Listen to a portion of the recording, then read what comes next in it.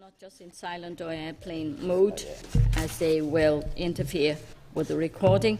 Tablets can be put on mute by pressing the F9 key, followed by the F8 key.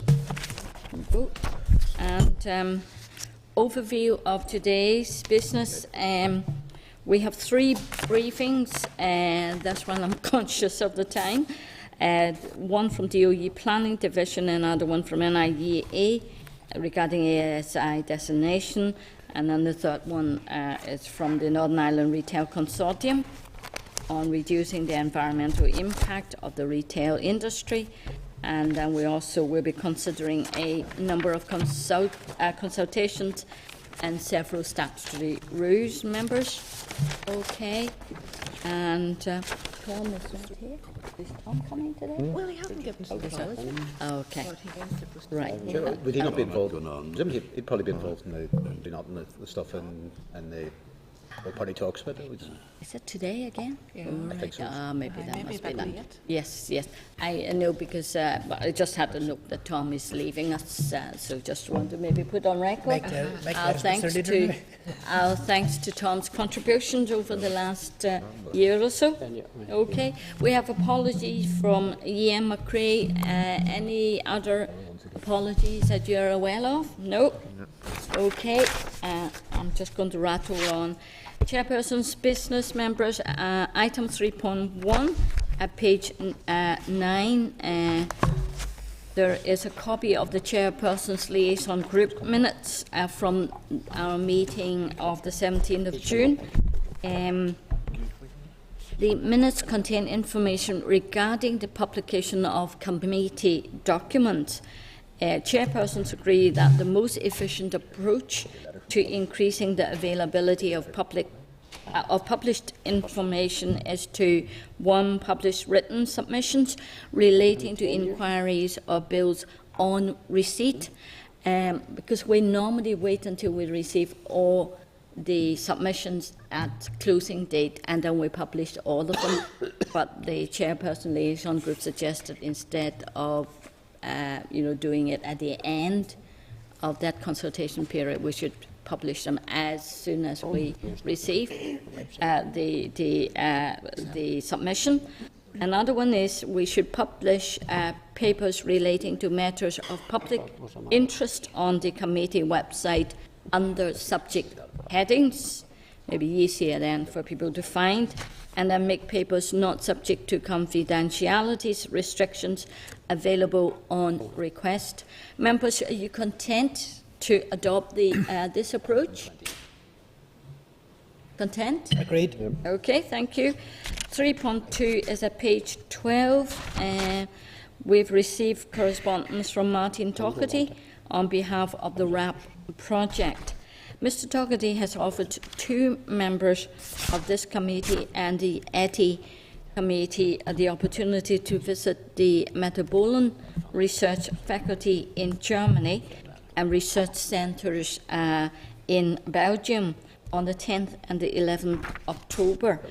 These sites are good examples of modern waste disposal sites in Europe. Just wonder if any members are maybe interested to take this up, or do you think we should take this up? They're going to cover the cost.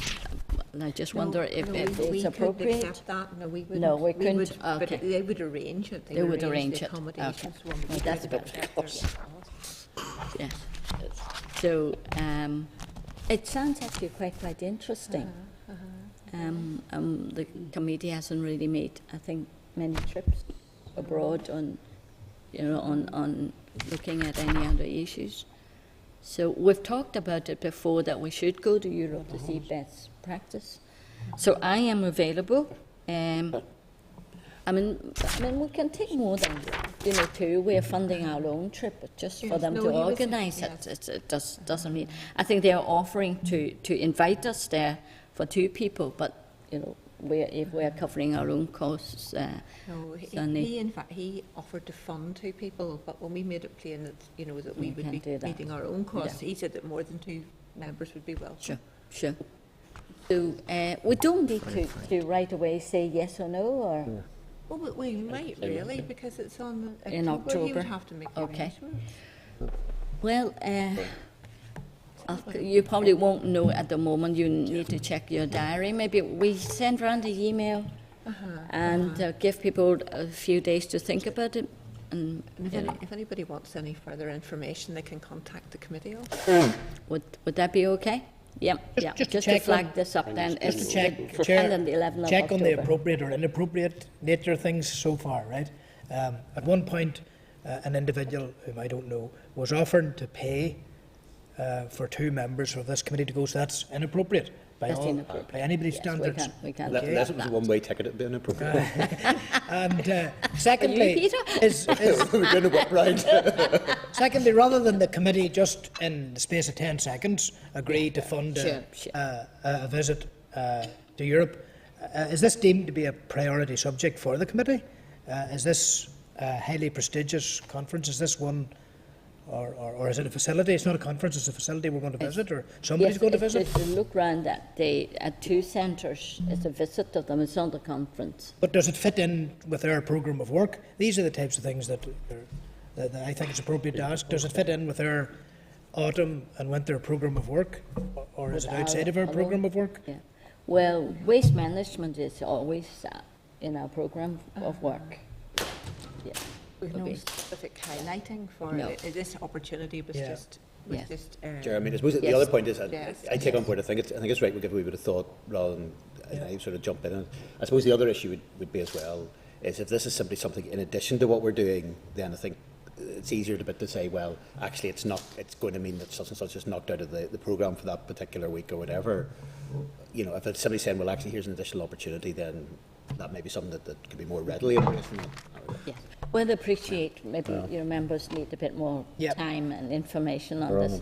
So the Secretariat will prepare a paper and Okay. circulate round, and maybe then we'll ask members sometime next week, to say yes or no. But we And you could can- wait and consider it at our planning day, and they might arrange a visit for us due course afterwards. September.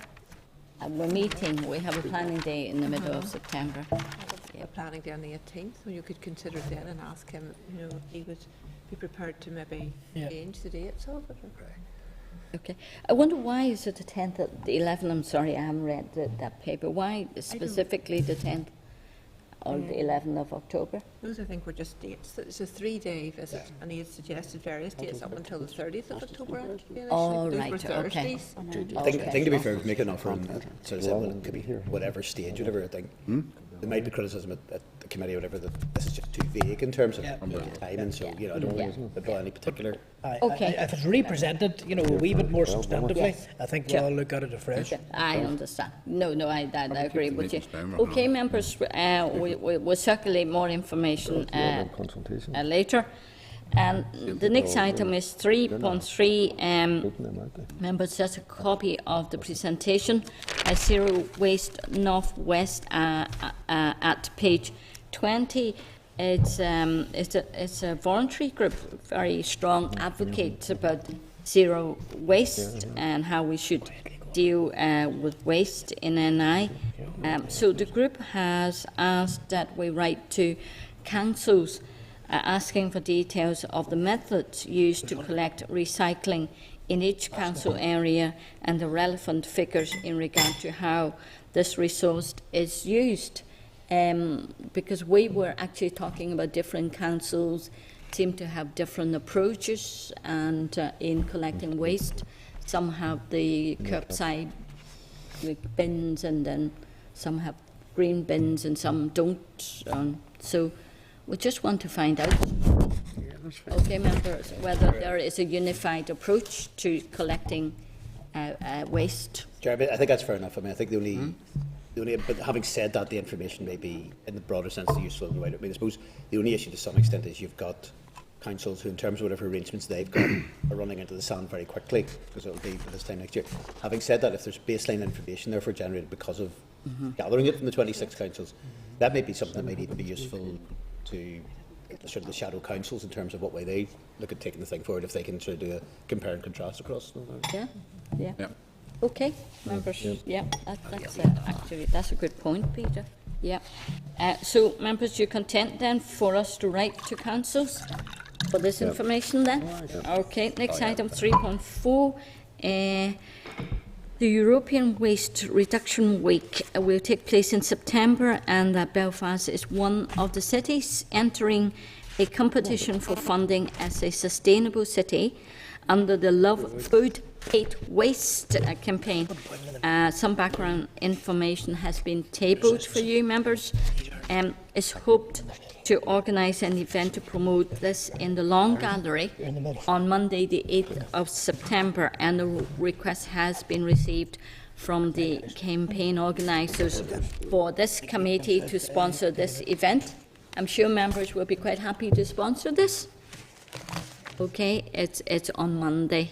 I'm sure we can kind of go in and say hello to them or open the campaign exhibition.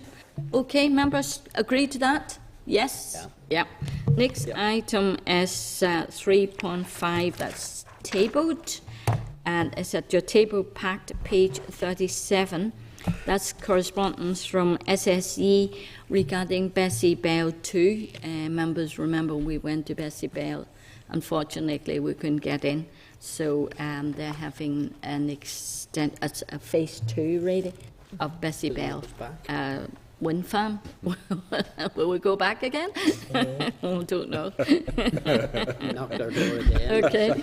The next item is 3.6. Again, it's tabled and it's at packet page 44. And that's an invitation to a panel discussion from the Northern Ireland Youth Forum to be held in Enniskillen. So it is on the environment and planning, and so I just wonder if any members may be closer to Enniskillen than me and may be interested to take part. What date? I know, Table pack. fair play. Sometime in July. Fair play, Enniskillen. 23rd of July, is it? What is it done? 20, We were page 40, 23rd 23rd of July. See it there. 23rd of July. Any Are you members flying that there? interested to attend? Bangladesh. You want to be nominated for Enniskillen? And then down the 20 year left there. Ireland. 3:30 on the 23rd of July. Unfortunately, Tom is leaving the committee, maybe. If not, I could ask Tom to go. Ask him anyway. Yeah. Oh, yeah, Tom would have left the committee by this stage. Must we one representative there? I recommend you, Bart. No? Roses. We don't have to. I mean, it's probably maybe difficult for members. It's kind of holiday time. Sure, I would still, I mean, to be honest, if it didn't suit anybody else, I would still ask Tom in that regard, because, I mean, in one sense, you know, it's an invitation to, you know, yourself, whatever, to attend, but I presume it's sort of, Look at the council. we're not going to be massively. I thought, newsletter joint, if it sort of said, well, actually, here's somebody who's been on the committee for a year or two, For and 1 actually is a year. former member, like a very recent member. I don't think we should be able I to agree. do that. I'll Yeah. talk from Well, we asked Tom then. Yep, ask Tom. Yeah, yeah. Okay, thank you. Phil or Sean. We're only looking one. By popular demand. Then, members, and next one is a draft. Sorry. Church could suggest, I mean, maybe each party, somebody up over that way should send, maybe, if we have an opportunity, we'll send somebody from our party over to that. I know they're only asking for one, but it wouldn't do any harm for us, or MLAs in the area, would they attend that, you know, put that out there? Well, the party's going to probably be They only asked councillors for one person now, yeah. We're only asking If- for one, is it? It's a Yeah, panel they discussion. asked, yes, for someone Well, from I was the, out and asked from Alice. the environment Send a committee. message around other MLAs who's over that area, the one to attend. They may have already done that. Maybe only asking from If they're one putting from the together a committee. panel, they may have set up their other members of their panel. Okay. When, if we can't get anybody, we could write back and suggest to Only them one. that they could, if they want to contact the local MLAs. Yeah. Yeah, So if we ask if Tom is willing to go, if not, then we'll respond in that way. Okay. Then next thing, members, draft minutes, item 4. Draft minutes, it's at page 30. Members, are you content to agree the minutes? Yes, thank you. Item number 5, matters arising. 5.2, there's correspondence from Mr. Peter Keenan in relation to the stop and enforcement notices issued to him by DOE. It's at page 44. Members, you may remember the correspondence we received and we looked into it previously. Mr. Keenan states that the department has not clarified what specific planning regulation the maintenance and weatherproofing of the homestead were in breach of. So a copy of the department's previous response on the issue is also included for your information, members. If you recall, the department did send us a very long and detailed response to it with photographs, if I recall. Yes, yeah. The before and the after photographs. So members, are you content to note? Right. Okay. Next item, 5.3. The department has forwarded an amendment to previous correspondence detailing the funding provided for the protection and enhancement of AONBs. That's at page 52, members. The totals previously supplied to us were incorrect, and the amended figures show a significant reduction, members. If you want to have a look at it, it was quite substantial. It says over £1 million, but in fact that's a wrong figure. And I have lost my page. Here we go. Yeah, yeah. So, but I remember the figures, the members. Okay, for you just to note. Yep. I'm surprised I didn't see it because I was looking at it quite in detail last time and asked a question on it. So, members, okay, you happy with that? Content to note? Right. Then next item is item 5.4, page 54. There's a departmental response to issues arising from the Daradian site and the criteria for minor amendments to planning applications. The department accepts amendments to approved plans on the basis a planning permission covers work which is specified in the detailed plans and any immaterial variation therein. The department states it is their discretion as to what constitutes a variation which is not material. The department has also provided information regarding the number of planning applications related to gold mining. Members, this issue has been kind of coming backwards and forwards, and was certainly previously said that that kind of individual application we should not be really looking at unless it impacts on policies. But members, given the fact that it's been coming to us so often, would you want to consider further the wider issues relating to mining applications at our next planning day in September? Yes, Chair. Yes, Chair. Very much so. Yeah. Okay. Just noticed there, Chair, that in that letter, you're all wondering where outside Tyrone there might be gold exploration taking place. See, there's in Keady, County Armagh. Keady, according to that letter. Yeah. I've no interest, Chair. I can't declare an interest in that gold mine. Not yet, no. Not just What yet, part of no. Tyrone's that in? I haven't bought into anything just yet. Yeah. O'Neill's Tyrone. Chair. Yeah, it certainly was a surprise to me when I first heard about it, that we have gold. There were gold mines to be mined. Yeah. Chair, just on the planning day, I think it's Some gold important diggers. that we do look at planning processes in association with mining, because it's some of the questions that are being asked by Keenan's You know, I know we are very quick to say it's an individual application, but there are very general points as well. Sure. General relevance. Yeah, yeah. Okay, thank you. Okay, next item, 5.5. The department response to issues highlighted by Belfast Public Hire taxi drivers is at page 56. The department is aware of the Law Commission report on the issue, and DFT is currently considering whether or not to accept the proposals. Members, are you content to forward the response to Belfast Public Hire taxi drivers for their information? Yes. Okay. Next item, 5.6, a departmental response regarding the code of conduct for councillors is at page 57. The department states that the rules in relation to lobbying would apply to councillors when they participate in any meeting of the council, and in addition when they are making a decision regarding council business. Members content to note that? Okay, next item, 5.7, is at page 59. That's a departmental response regarding the HGV road user levy. The department states that neither DFT nor PSNI undertake enforcement activities regarding payment of the levy in NI. We all are aware of that.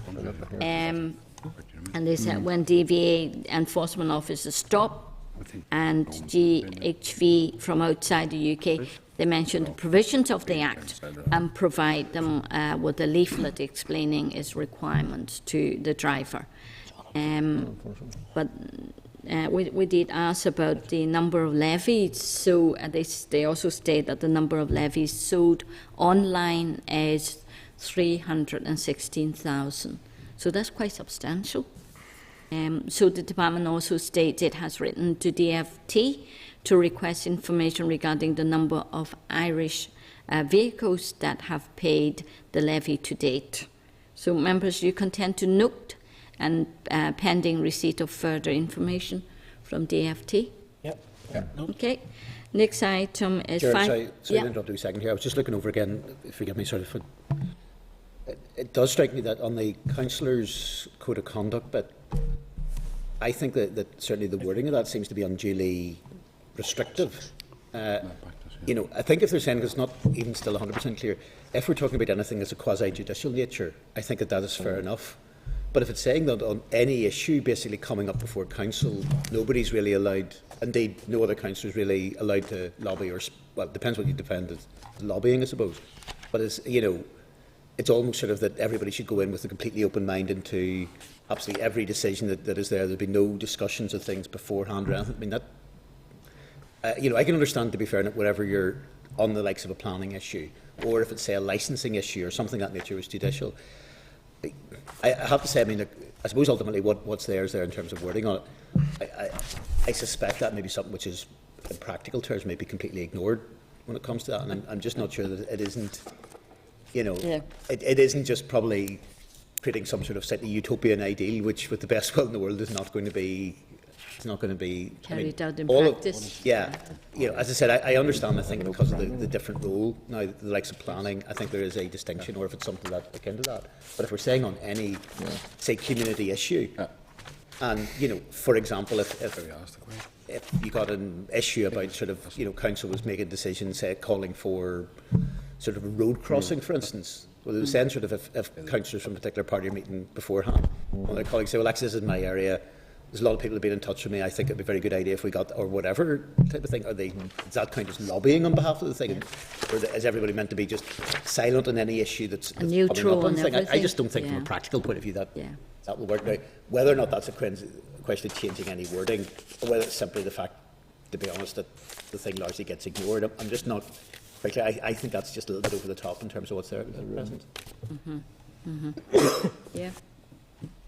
Well, it's also saying those meetings are the appropriate place for information to consider and assess, so that an informed and impulsive decision But can be made. to some extent, though, the people difference. do bring information. Yeah, when they've been and I lobbying. think the thing on it is, to some extent, if you're in, essentially, say the likes of a planning case, where you're the judge, jury, and executioner, I think that's one thing. But to take an example, if we're talking about on any issue being considered, well, it might well be, say there's a notice of motion. It's not actually something which the council in that sense is doing. I was saying actually, like, for instance, whoever's proposing the notice of motion will not talk to anybody until that meeting, so that all the information can simply be presented at the meeting. You know, I just think there's a slightly ridiculous quality to that if it's taken an entirely literal sense in that. And I think there's a wee bit of common sense. I think it might be a little bit over the top. What's, you know, there, if that's the interpretation that the department is taking on it, because obviously the thing had been referred to them in the first place because of a bit of confusion. in that regard. Do you want to go back, us to go back to them not sure. and ask for I'm not further sure. clarification? There's probably an enormous amount of point, or well, I don't know the stage on it, but I think it's just something that we do need to keep an eye on. I think it's been at least flagged up in that regard. Cal, you want to come Yeah, in? thanks, Chair. No, Chair, my understanding was that these matters only related to the actual planning itself. I mean, if a party had a decision or were anti-fracking or whatever the case may be, that would apply to some member who's representing you on that panel or whatever. I mean, you know, it's open interpretation in that there. I mean, I have some concerns the way that's worded, to be honest with you, to be perfectly honest. My initial view on all of this here related to planning decisions only. And we need to be very, very careful what way we're going down here. I mean, obviously we can either wait and see and try and test it and see how it works out, but certainly there needs to be some recovery mechanism if it's not working properly, because I think it's creating a little bit of confusion out there. The specific issue for this here in relation to lobbying was definitely about planning decisions. You know, this here opens it up to all the decisions being made. Yes, And there's yes. some This is concern. not There's strictly on planning. We need to clarify. Well, Not be a lot of I think it's clarified today, but I mean, we need to be very, very careful what road we're going down here, you know. I don't know how we deal with it, but certainly we need to keep it. We need to keep an eye on it. You know? Yeah, should I just say maybe, should we ask, you know, what's their definition of lobbying? Yeah. It's saying the specific rule states that a councillor must not lobby other councillors on the matter being considered. That could refer to anything, to it could be refer to an individual issue in the community, or I genuinely thought that, and I'll go back and I'll say it once again, I genuinely thought these issues definitely only referred to the planning process that was been handed down. Now it seems to be opening up to other things, and we need to be very, very careful how that there's dealt with. I mean, so We'll go back to them and ask then for them to, okay. sorry, who? Pa? Thank you, Chair. Yeah, I definitely think we need to go back and seek some kind of clarification. I'm just kind of aware too that I'm assuming the training is ongoing, probably as we speak, for the code of conduct with the councils. Say that again, sorry, Pa. I say I'm just aware that training is probably ongoing as we speak on the code of conduct for councillors. So it would be good to get that clarification, and obviously if this. Obviously, this is being addressed in some way in form of training, so there must be more clarification to be had. Yeah, okay, yes, so we'll do that then. Yep, members content with that? Okay, we'll move back then on to, where are we now? 5.8. We're 5.8, sorry. This is departmental response regarding the Road Traffic Amendment Bill, and specifically the number of quad bite injuries is at page 61. Casualty figures provided by the PSNI show 4 people were killed, 39 seriously injured, and 18 slightly injured between 2006 and 2013. On quad bite on a public road. PSNI have considered 3 of the 4 fatality case files. None of these fatalities were wearing a helmet, and head injury was noted in the postmortems as the causes of death in all 3 cases. I think a lot more you asked that question specifically. Last time? Yeah. So the department has also indicated that representatives from TTC 2000 will be available to brief the committee at the meeting in September the 11th. So we can ask them more questions. Okay. Members content to note that? Yep. Content. And we'll wait for the briefing then in September. We can ask more questions. Certainly, in the last weeks, there is such an increase Yeah, now through the chair. in fatal accidents. Yeah. Sorry, Cal. Yeah, Chair, I was going to bring it up under AOB, but now the subject has been approached it now. I'll bring it up now, but I think it's definitely alarming with the number of road deaths that have been over the last 5 days. And Yeah. as part of the Road Traffic Amendment Bill, we need to look at the causes of these accidents, and we'll have to certainly import something into the new way forward in terms of traffic amendment bill, because it's absolutely shocking the number of deaths there has been at this point Yeah. in the year. And I know we're moving into the summertime, and all we can do is put out as many statements and get as much information out as possible for people to be careful on the roads. But Yeah. we certainly have a major responsibility in this committee to look at that. Yeah. I am alarmed at the number of deaths that has been. Yes. So Yeah. we're moving into recess. Maybe we'll just, if members can be kept informed as to what's happening. I see that I welcome the statement yesterday with the PSNA in relation to what they're trying to do, but collectively we have to all work together to try and address this issue. Yeah. Yeah. And you would expect more serious accidents in poor weather in winter time, but not, in summertime when there's more daylight and brighter. Also, the other thing is you might get a situation where if it's good weather, people actually don't take the same level of care, they maybe will. Whereas if it's poor conditions, sometimes people actually are a lot more cautious and actually drive more Yeah. carefully. Yeah. Chair. It's just bad road conditions. Sometimes if it's slippery or icy, then you get more accidents. No, Chair, I think the statistics tell us something different. Yeah. Yeah. Speed, This is. speed is Yeah. the biggest culprit. Yeah. Yeah. Pam. Thank you, Chair. No, I was just going to say to you, it's very concerning, especially very recent road deaths. And I've just noted on social media a lot recently too, the reaction of some people to the campaign about road deaths, and it's quite obvious that is actually causing a lot of people an awful lot of The distress. TV advert. Yes, people who have loved ones who they've lost through road death are finding these adverts very, very distressing. And I'm just wondering, how effective are these adverts? I mean, I The think adverts have they're complete always turn been off quite- to me, quite and I don't know shocking, how yeah. effective they are, or whether you're actually making people kind of immune to the whole thing, and maybe the only people who are being affected are the people who are the victims in the first place. So I'll just question actually how effective they are, and even the money that's being poured into these type of campaigns. Are they working, or is there a better way this could be addressed? And I know from back in my council days, from when I was chair of the then DPP, what do you call it, the Road Safe Roadshow, which was done in conjunction with some of the radio companies, which was a fantastic event, which I think things like that are going directly into schools to the young people who are either just on the roads or just about to start driving, and they were fantastic events, and I know that not every child of that age actually has the opportunity even to have that roadshow visit them, and that might be something a department should be considering by way of investment to get directly to the people they're trying to get to without actually causing such hurt and offence Yeah. to... I think the DOU would say that those adverts are meant to shock and are meant to, But are they working, show Sarah? the horrific But are they working? kind of casualties and all that. They would say that these ads, are quite effective. I think they would say that.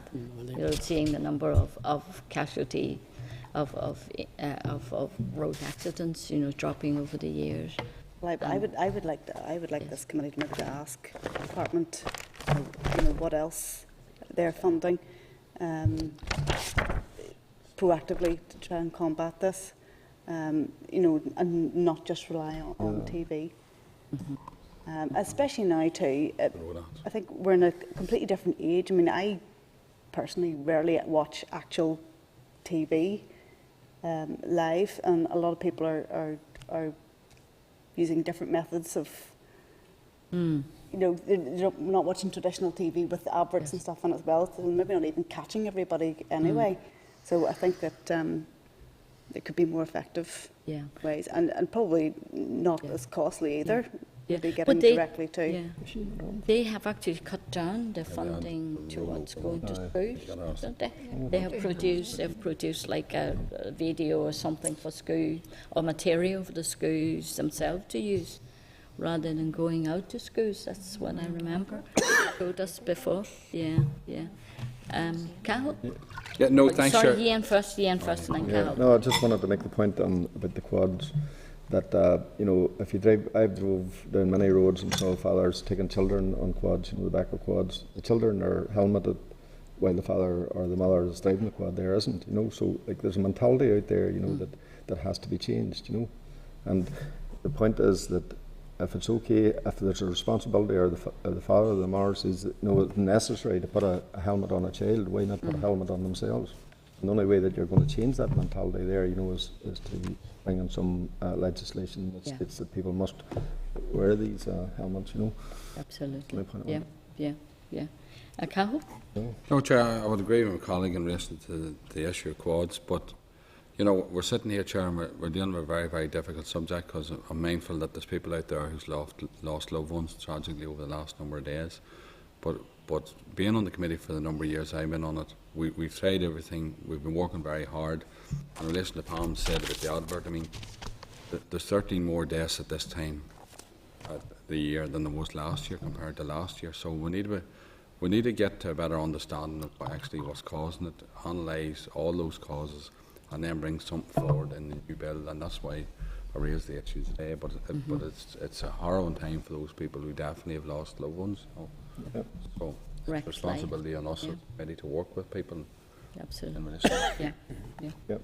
Chair, can I make a point also there, you know, that you know, we're talking and we're listening to programmes, and police officers stating there that speed is the main contributing factor to road deaths and that, right? Yet and all, we're letting the reality of the cars that we make there, you know, that are zoomed up there, you know, to do 120, 140 miles an hour, you know, and a land there that says that the 60 miles an hour on an ordinary road and 70 mile an hour on a motorway. I think at the end of the day we're going to have to get to some understanding that cars are made to travel at that particular speed, or maybe 10 miles more, you know, for passing reasons, you know, rather than making them into speed machines, you know. Yeah. You know, I I think know. that Why at do the they end of make the day, cars at that the end of can the day, I think drive up to that speed? yeah, at the end of the day, there, you know, we're not going to be fit to tell people to drive at 60 mile an hour or 70 mile an hour when they have a vehicle there that can cover 140 mile an hour, 150 mile an hour, you know. So, like, you know, Yeah, speed and in my opinion, inattention. that's the problem that has to be tackled. Yeah. Oh, no, Okay, members, Chair. Peter. Yeah, sorry, yeah. I appreciate what's been said in relation. I mean, I suppose the only issue is we've got to probably concentrate on what is doable here, because I think with respect, I appreciate the points made in terms of the speed of cars. To be honest, cars are going to be made worldwide unless there's something that is agreed worldwide. I'm not sure there's a great deal to come. To take Pam's point, and I agree with Cal, I mean, there's a lot of sensitivities around this. You know, at some stage, whether it's part of the inquiry into the road traffic side of it or whether it's separately, I think if we had a session trying to explore with officials, be it what way they get the message across on the advertising side of things, and for instance, what level of cost effectiveness. Now, that's not to be critical of the department or to be critical of officials, because I think all of us are probably trying to do the same thing. I would potentially, I would share sort of Pam's concerns that you may well have a situation that, you know, what is the evidence that there's a direct impact, something like that, in terms of people actually changing their behaviour? You know, to what extent, for example, if it's the boy racer looking to, you know, impress his friends, he's got like 2 or 3 of them in the car and he's whizzing around the country roads at 60 or 70 miles an hour in an unsafe fashion. Is the fact that he's seen sort of horrific ad playing any degree of impact as a restraining bit? And you might get a situation where, in terms of always a zero-sum game, you get a situation where it makes minimal impact on people's behaviour. Now, maybe there's evidence, and that's why I keep very much an open mind on this, that may completely to the contrary of this, but I have a little bit of concern something that you may get a situation where, in terms of a great shock factor, you may have a situation where the impact on people's behaviour of those it needs to impact in may be minimal, and on the other side of the coin, it may be because of the reasonably graphic nature of the, it's clearly designed to shock, but it might be very, very distressing for some people, particularly if you have a family that has lost a young child. It may create, it may in one sense have a more negative impact overall than a positive impact. Now, it may be that they can provide evidence of that nature, but presumably at some stage, I mean, we've seen sort of in terms of different ways that the DOE have done road safety advertising, for instance, and sometimes it switches between shocking, very graphic stuff, and there's been quite a bit of that at various stages of it, over to, slightly more sort of soft focus type thing, or done a different way on it. It might be interesting at some stage if we could try and get a wee bit of, is there a particular sort of thinking behind that in terms of, some sort of like logical reason as to why things are done a particular way in that regard? Is it a question of they sort of feel you do something shocking, you then lose impact if you follow that up with another different ad that's shocking, or so therefore it's the question of you do something shocking, then a little bit more soft focus the next couple of ones, and then go back. I think it'd be useful. I think it'd be important if we explored that at some stage with them in that session. Yeah. Yeah, it's really a very concerning issue, I think, to all MOA's public representatives. Yeah. Sarah, I would just like to say again, if there's a law here that says you drive at 70 mile an hour, right? Why do we condone then, car manufacturers making cars that are so powerful that drive at up to 180 mile an hour? Should there not be a campaign there, to restrict, this whole thing of Top Gear, drive fast, it's good, rally driving and all the rest. That's the mentality that you have to change in order to get to where you want to go. Well, maybe we'll bring the departmental officials involved in road safety advertisements and efforts, and to ask them those questions. We'll schedule it in September. Chair, can I suggest you give it sufficient political importance that you attach the Minister to that as well, that you invite the Minister and the officials to roll out for us the road safety strategy, because very often Cahill will say this committee has looked at it extensively, but it predates my involvement on the committee. It predates probably the involvement of several members on the committee. So some of us are largely unaware of the history of involvement of this committee in road safety strategy. And They I think did there's involve quarterly. a lot of young people in that. Yeah. I think we praised them Yeah. for their, going out of their way to get young people involved in the consultation of the strategy. But even if there was a briefing paper for members as to the key issues, so that we might give a thorough questioning to the Minister and the officials if they come before us on the road safety strategy.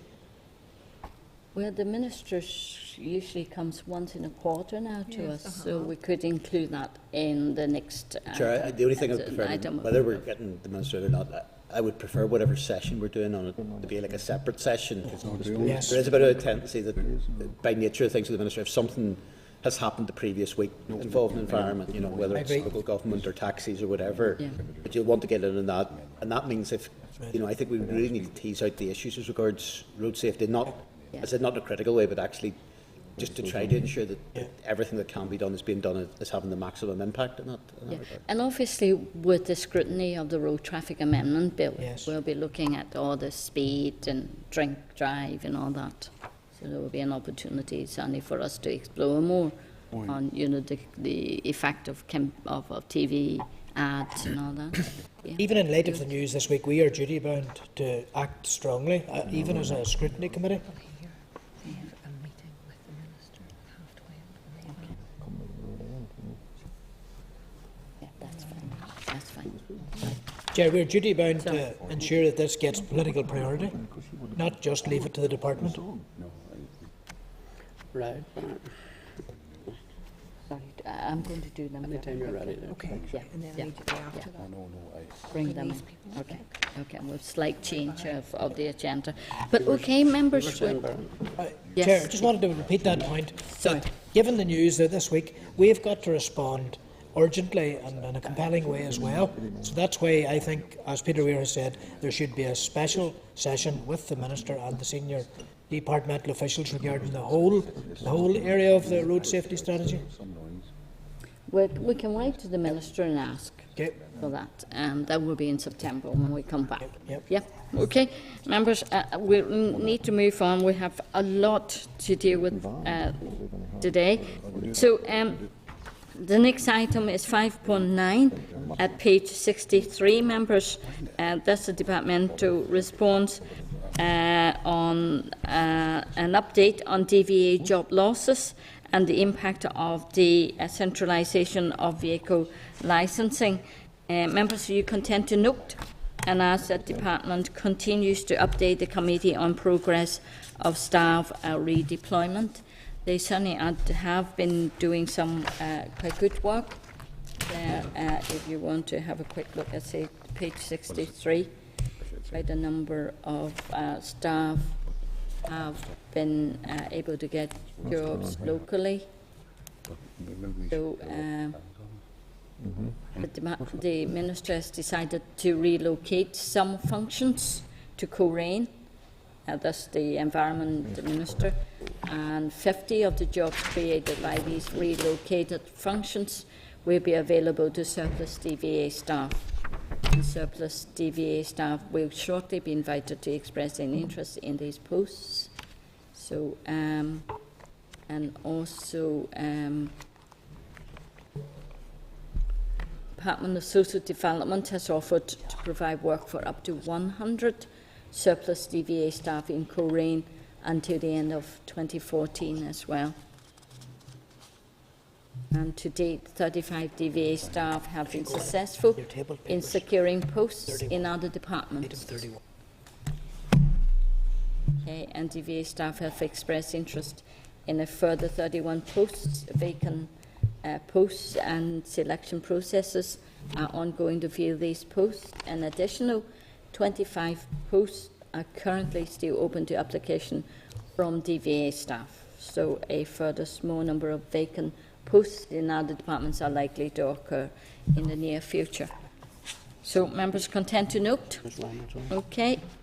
And then the next item is 5.10, members. There's a departmental response in relation to the River Falcon and Moboy Road site at page 65. If members are content to note and to ask that the department keeps the committee on both the potential prosecutions and the environmental situations, are members content for us to do that? Okay, just keep us posted on it. It's could be prosecution tomorrow in relation to the pollution in Falcon River. Okay. I won't read it. I'm trying to get out. Chair, I think it's significant. This briefing paper here says that both City Industrial Waste Limited and Kempsey Sand and Gravel Limited, no effort has been made to get by either Yeah. to comply with any I know. of the statutory notices. Yeah. But does that mean they just carry on? No, they're going to be prosecuted. Yeah. Yeah, Yeah. but they're not complying even now. Item 31. Sorry? It says they're not complying now, I think. They're not. Yeah. It's 156. So what it's saying is, okay.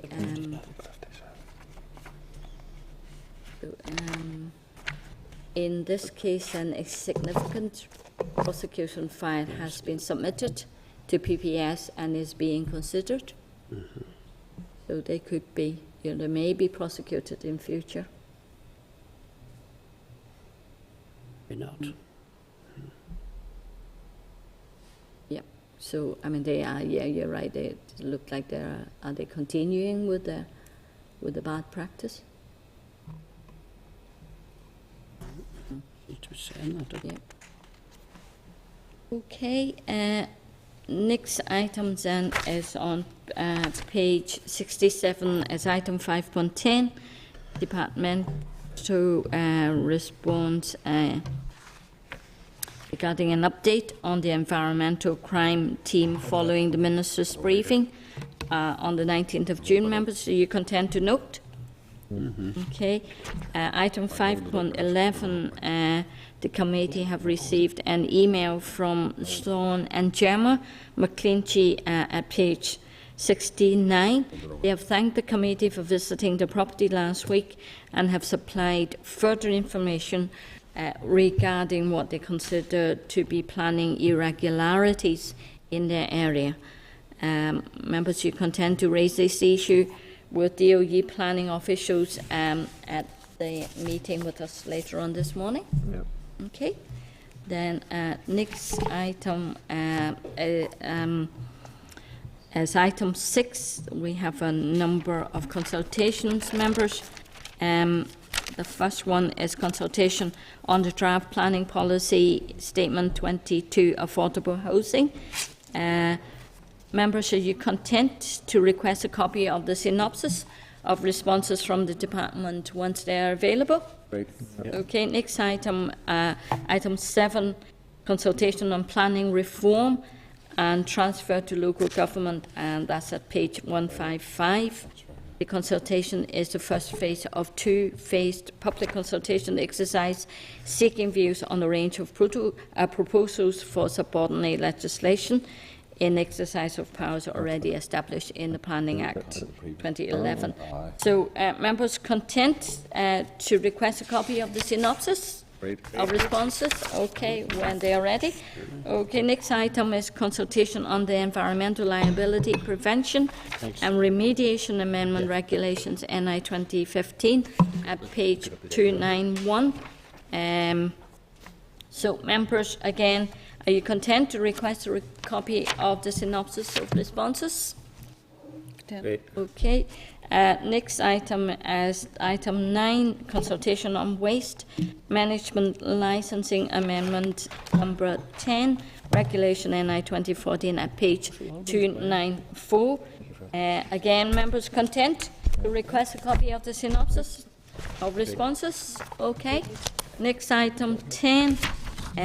Consultation on the draft Water Framework Directive, Priority Substance and Clarification Amendment Regulations NI 2014 at page 298. SL1. Okay, members. Again, are you content to request synopsis, okay, of responses? Great. Agree? Okay, item 11, another consultation that's on the Marine Strategy Framework Directive, Marine Monitoring Programs, synopsis of responses on page 301. The department has provided the synopsis of responses to the consultation on the Marine Strategy Framework Directive, Marine Monitoring Program. A total of 65 responses were received. 5 of these were from NI stakeholders. Members, you contend to note the draft synopsis and request a copy of the marine monitoring programs when finalised. Content. Okay. And also, do members wish to request details of the NI marine monitoring fact sheets when these are published in the autumn? Yep. Content? Okay.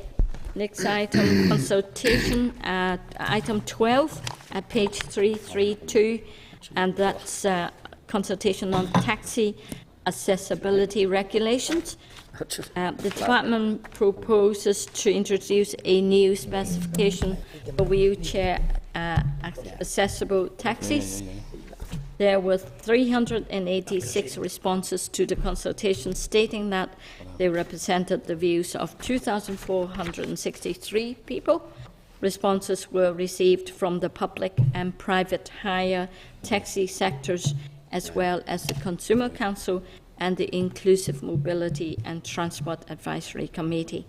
A slight majority of respondents disagreed with the new proposal specification for a variety of reasons, the main one being that they felt the policy victimised the Belfast public hire fleet. Members, are you content to note the synopsis? We wait then the final policy position from the Minister. Okay. We'll move on. Item 13, consultation on the draft local government executive arrangements regulation NI 2014. Synopsis of responses, that's at page 349. The department had consulted on the draft local government executive arrangements regulations, and the regulations will set out the functions between the council and its executive. The department received 14 responses to this consultation. And members, are you content to note the synopsis and agree that the department should proceed to draft the regulations? Content?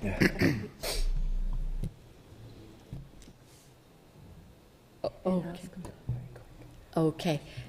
We are going to just pack here at the moment with the agenda. We are going to invite the retailer consortium to come in because they have scheduled to meet the minister at what time? We can't hold up the moment. Okay. They are to meet the minister at 12:30. So, members, I think we're going to need to keep this really tight. We have 2 other presentations to come. Okay, so members, this item is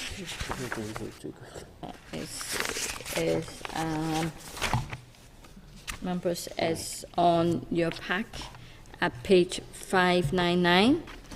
That's item 24, reducing the environmental impact of the retail industry, and briefing by Northern Ireland Retail Consortium.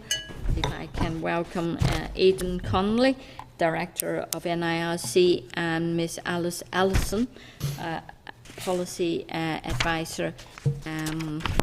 Thank you for coming, and you're meeting with the Minister at 12:30? We certainly are, to brief him on the same issue. Okay. I'm afraid we're not going to give you an awful lot of time because we have a lot to go through today. Absolutely. Yeah. Madam Chairperson and members, thanks very much for the opportunity. It's not often that I'm before this committee where I'm not actually asking for something, or I'm not trying to get something changed. We're for free lunch. But in this occasion, I am. One of the things that the retail industry as a whole is pretty bad at is shouting about the good stuff that we do. And this is a chance for us to tell you about a real, tangible and positive change that our members have made since 2008, and what our commitments will be until 2020. I'll tell you a little bit about the initiative. Alice will go into further detail with her. She's the expert on this sort of thing. And what I'll do at the end, very quickly, is to give you a couple of examples based here in Northern Ireland and from some of your own constituencies. So, a better retailing climate. This initiative is a voluntary initiative that our members have pulled together, and it sets out the collective environmental ambitions of a group of these NIRC members. When we launched this initiative in 2008, it announced 5 targets on reducing the environmental impact of the retail sector. These targets came to an end in 2013, and I am very glad to say that not only did we reach these targets, but we exceeded all of those targets. The new report, which we sent you a link to, it announces the new set of targets and commitments on environmental sustainability to 2020, and it outlines the progress and the achievements that we've made against those original targets. I think one of the main key messages that we have on this is that our members don't see this as, right, we set this up in 2008, this is the wonderful stuff that we've done, let's pat ourselves in the back. It's not about resting on our laurels. In fact, the targets, which Alice will tell you about for 2020, actually really do take a lot of investment, they take a lot of time, and they take a lot of energy, but it's something that our members are committed to. And I think the key message in this is that our members see this as, in the same way as they're responsible retailers on alcohol or they're responsible retailers on other ways, they take their environmental responsibility very seriously, and this report and this initiative is a journey rather than just a set of targets. But Alice can tell you a little bit more. Thank you.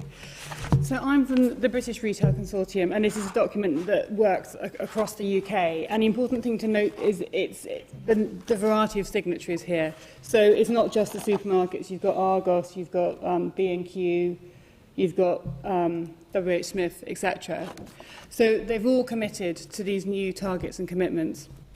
And at the front of the document, it outlines what the new targets are. The one that we're most excited about is the one on carbon, and we've got an absolute commitment to reduce carbon by 25% by 2020 based on 2005 levels. And that's really challenging for the retail sector to meet, and it actually goes beyond the UK national target, which is sort of 20-21% within the same time period. And then there's a number of targets around also around carbon, so resource efficiency in buildings, refrigeration, where already between 2008 and 2012 there was a 55% reduction in greenhouse gas emissions from refrigeration, transport, and then targets around measuring water and targets around reducing the waste that goes to landfill. So when the initiative was first launched in 2008, about 45% of waste, retail waste, went to landfill. That's now down to 6%, and the commitment is to reduce that to less than 1% by 2020. There's also a series of commitments. The one that received the most press coverage when we launched it was a commitment around food waste, and that supermarkets would report their total food waste figures as a sector, and they'll do that every year. So what we propose to do is to release an update every January on progress against the current targets, and as part of that there will be update on retail food waste. I mean, it's a very tiny section of total food waste anyway, but there was a call for more transparency around that. So, and what will be interesting is the change each year on that figure. And just to explain the document very briefly, it's got 4 main sections. So there's carbon and climate change, waste, responsible sourcing, which includes water, biodiversity and responsible sourcing, and then also, I think, which is actually most interesting, is sustainable production and consumption. So what retailers understand is they're in a unique position. They're at the centre of the supply chain or the value chain, so they can influence not only their suppliers but also the consumer. And actually, when you're looking at environmental impact, most of the environmental impact isn't the direct retail operation, it's in the supply chain, and it's how we use it when we're at home. So sustainable consumption and production is a number of case studies looking at what retailers are already doing and what they can do in the future. And we've also got several sections looking at the supply chain. So at the moment, these I think it shows that we're halfway through the journey. So these are commitments at the moment around sort of supply chain and end use. But by 2020, they may well be in a situation to be able to set some targets around that as well. But it really shows where the sector is now, what it's doing and where it's going. And it's not intended to be read all in one go, but it's just sort of dip in and out of, and there are some really good case studies in there. And I'll pass back to Aidan to draw out some in Northern Ireland. I think there's some wonderful high-level targets that did catch the press's eye. So, for example, from 2008, our members reduced their waste being sent to landfill from 47% down to 6%. They're now working to a target of 1% by 2020. But it's not just about those big figures. I think all of our members who are involved in this have different ways of delivering. It all comes to the same conclusion, it all comes to the same targets, but there are different ways of delivering. And one of the best things that they do is get the whole of the supply chain involved. And one of the most important things that they have to do is to share that knowledge base. Now, I'll give you a couple of brief examples. For example, with M&S, one of the things they do is not only share the knowledge, but they reward farmers who go above and beyond. One of their winners this year was a gentleman from Coleraine called Graham McElroy, and for the first time, he has the first carbon-neutral poultry farm in Northern Ireland. Now, from heating to the biomass that's actually needed for poultry farming, to have a carbon-neutral poultry farm is nothing short of miraculous. But he shared the knowledge and invested and was rightly rewarded. As far as Asda is concerned, Asda's purchased 50 dual-fuel lorries that run on liquefied natural gas to reduce consumption and emissions, and these lorries operate across the UK. Again, through its Sustain, Save and Exchange programme, it's sharing that knowledge and allowing not only its own stores, but those people it engages with across the supply chain to use that knowledge. A really good example in Armagh is Sainsbury's Air Source Heat Pump. which the pump works by dissipating excess heat from refrigerators. That heat is stored, and it can basically be used to heat the ambient temperature of a store, or it can be used to provide hot water. So it's not only a commercial sense, but it's actually making a tangible benefit to the environment. And lastly, as far as McDonald's is concerned, you know, their programme, that they have a wonderful programme that they use to show what carbon output is for farmers, and we showcased it last week at our assembly reception. But again, it's not just what we do with our stores, it's not just the end product and as far as packaging concerned, but it's about sharing that knowledge, and it's about making sure that as far as responsible retailers, we're doing our bit, but we're also sharing that knowledge to make sure that everyone in the supply chain can make avail of the good work that we're doing. Thank you very much for your presentation, Sonny. I want to congratulate you for producing this high-level strategy and to encourage people to be proactive in certainly cutting down greenhouse gas emission and more efficient in our use of energy. We all have a responsibility, certainly in terms of mitigation and adaptation with climate change. Can I just ask you this? I know you talk about a lot of top-level, high-level targets. What about food waste? I mean, that has, yes, as Alice said, caught the eye of maybe the media.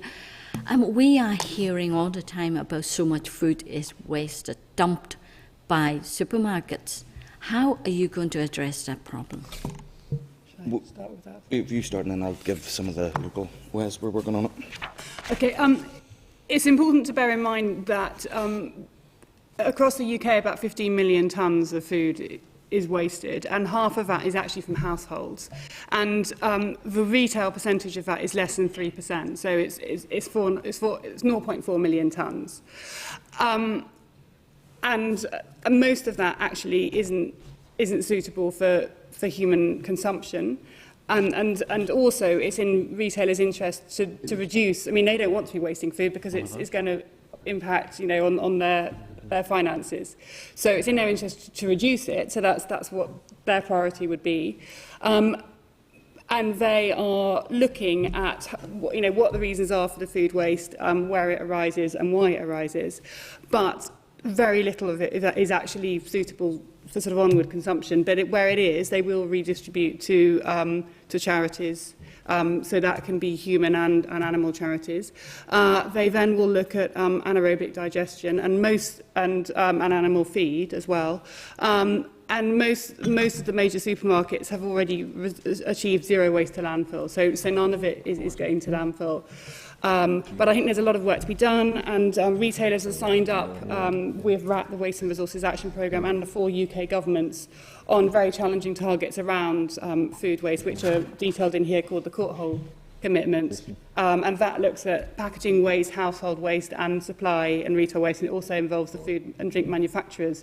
So they're working together, because actually it's a supply chain issue, and the majority of food waste isn't at the retail end. It's at the manufacturing end, and also sort of at pre-farm gate. So it's an approach across the whole supply chain, and that's what retailers are looking at. And so, for example, Tesco's recently has begun to publish its figures on food waste and identify hotspots and ways to reduce it across the supply chain.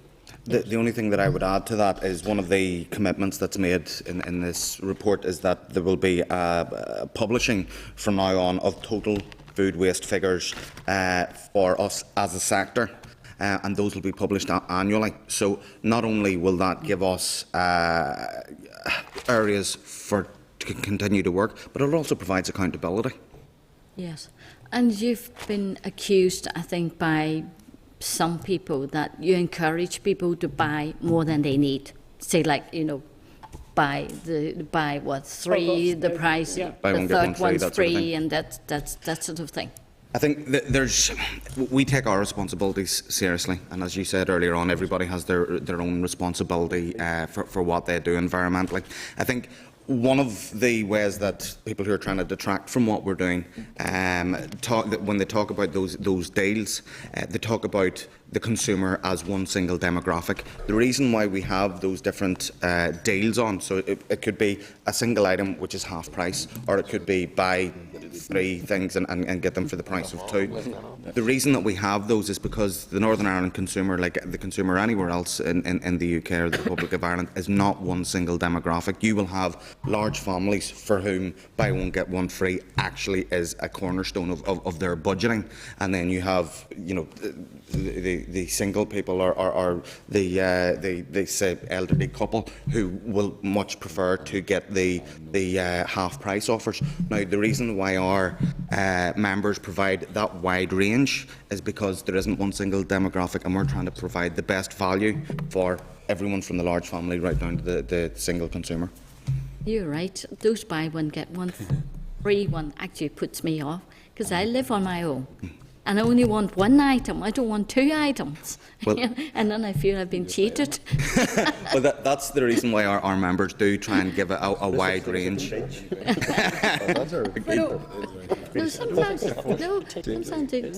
Sometimes you don't want to be eating the same thing over and over again, for several nights. But also, promotions have been modified, so actually buy one, get one free on fresh produce is much less prevalent than it would have been 5 years ago, and it's usually sort of buy 2 for £2 over a range. So they have responded to that, and there was also some research a few years ago conducted by RAP, the Waste and Resources Action Programme, that showed that there's a perception that those promotions promote food waste, but actually that when those people who said yes, it means we waste more, when they were actually their sort of habits were analysed, actually they weren't, and it was only sort of 4% or something. But the most common promotion is price reduction, which is actually helping to prevent food waste in the first place, because that's how stock, which is coming to its sort of use by date or best before date, is sold. Yeah. You see queues at those counters, those aisles, waiting to look at the reduced price packets. Yeah, and there's lots of other ways. So portion sizes are being adjusted. So, for example, one retailer now does a sort of one portion size salad bag. And there's lots more sort of resealability on packs as well, so it's much easier to store food. And there's a lot of innovation going in around packaging as well, so that food keeps fresher for longer once you've bought it, and freezing advice and changing date labels and stuff like that. So things that don't have to have use by on, retailers are moving towards best before. So there's a lot going on in that area. Okay. Have Pam? Thank you, Chair, and thank you very much for the presentation. It's very interesting, and I very much appreciate this a voluntary initiative. Before I cut you to ribbons here, a couple of issues. I mean, coming from a household where we could have up to 6 kids at one time, even so, when you go in the supermarket and you're offered not a single honeydew melon, but 2 for, which really annoying, because what on earth are you going to do with 2 huge melons? Even, with even for a big family. Have we broken into a 70s sitcom? I couldn't possibly comment. There are a range of for some people that might be what they're actually looking for, but there are a range of different offers out there. As Alice was saying, a lot of those offers, especially on fresh produce now, will be 3 for £3 or 2 for £4 or whatever. So you can get a range. So it might be you can get a melon or carrots or baby sweet corn or that sort of thing. And I know it's as far as whenever I'm doing the shopping, that's something that I avail of. So that means that there's a range of fresh produce that you're getting for an affordable price. I'll leave that one aside. We're far too much hilarity going over that.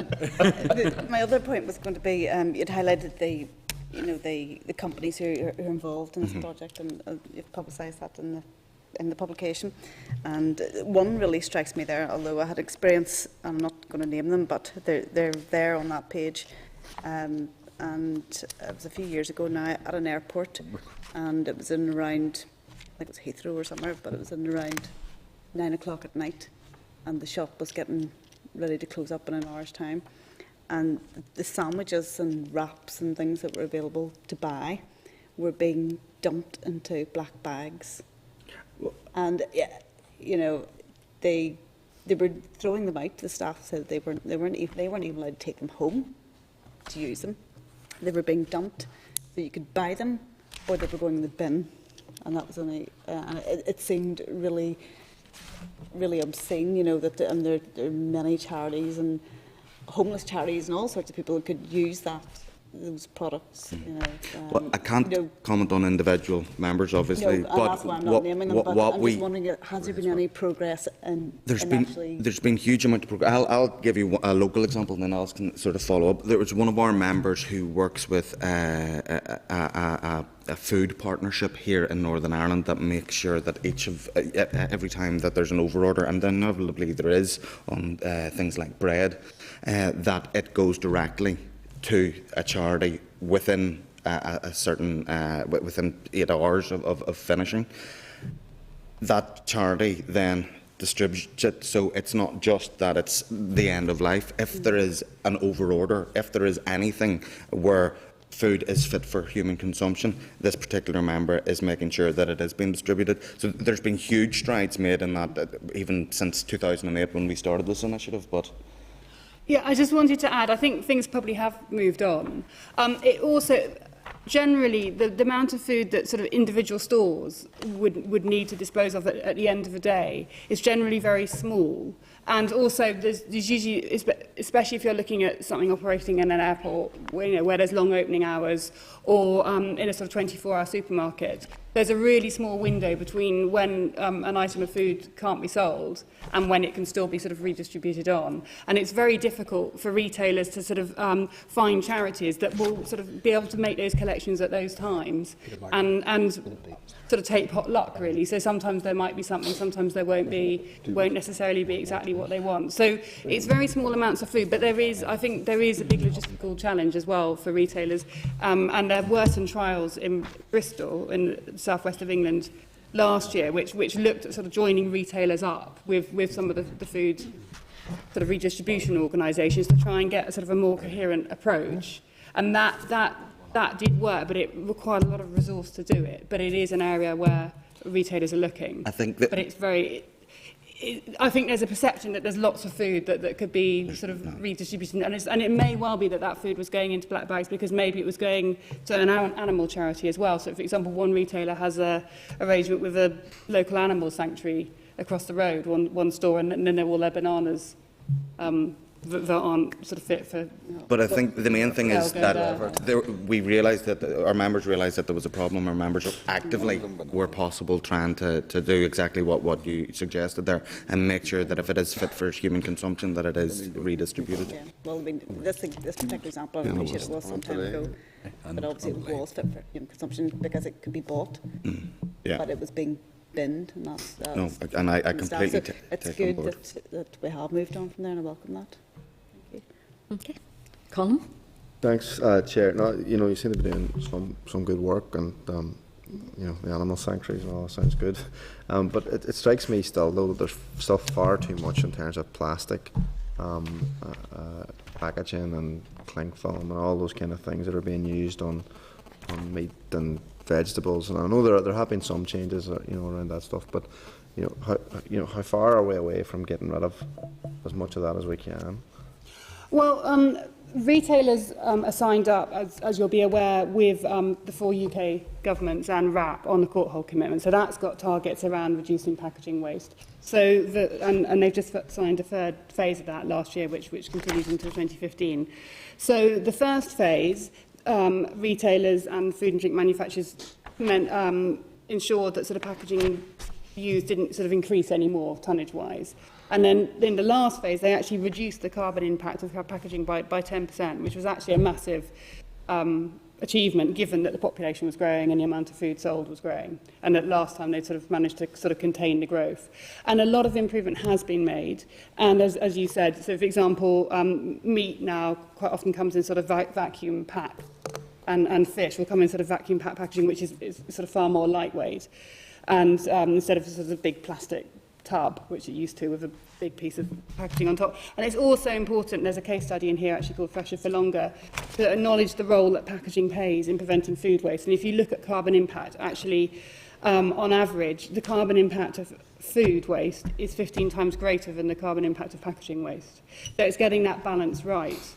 So if you got rid of, so for example, a cucumber without packaging will sort of keep for sort of 2 days, where with packaging it can keep for sort of up to 2 weeks.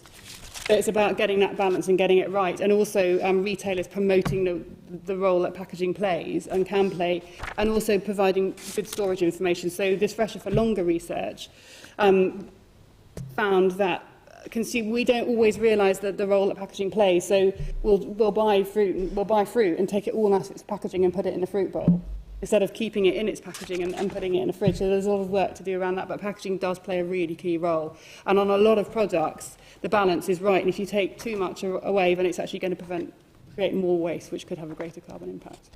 Thank you. Okay, no more questions? Thank you very much indeed. Thank you for Thank you your for time. coming. Are you coming over from England?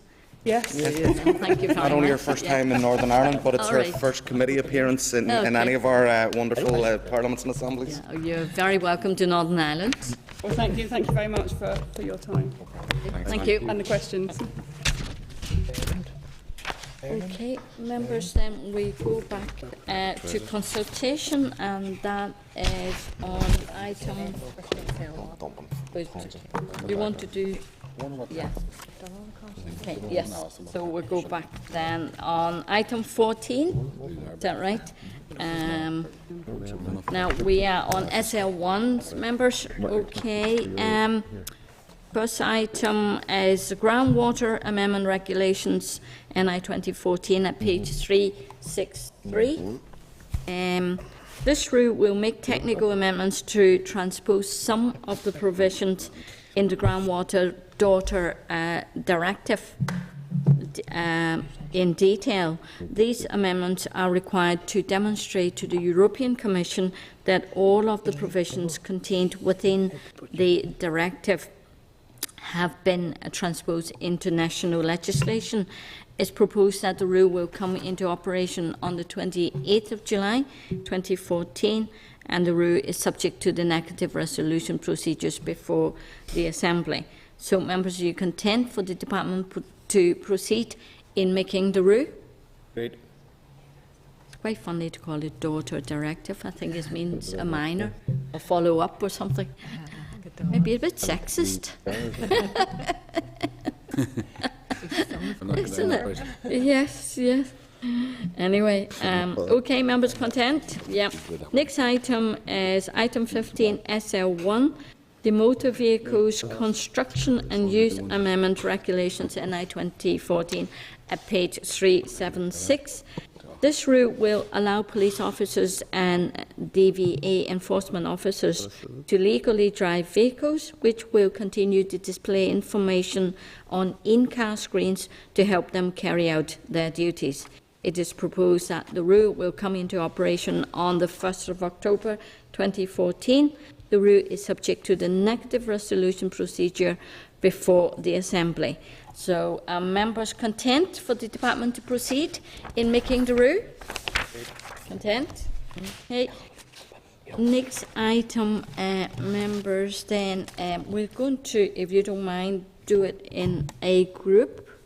To the Chair, before you start for these, I just want to put on record, I wouldn't be content for this today. I'd prefer if the officials come back and discuss this, because these three SL1s are grouped together in relation to the HGV, and I'm not content that we get full clarity on what's going on exactly. I'd prefer to get a update from the departmental officials before we went into this debate today in relation to these three matters, you know. We have the departmental officials here. You want to put questions to him later on then, today? Yeah. But I Would mean, that be Chair, okay? I certainly wouldn't be content, and in light of the SL1, the first one that you agreed there in terms of the groundwater amendment, see the... Groundwater's okay?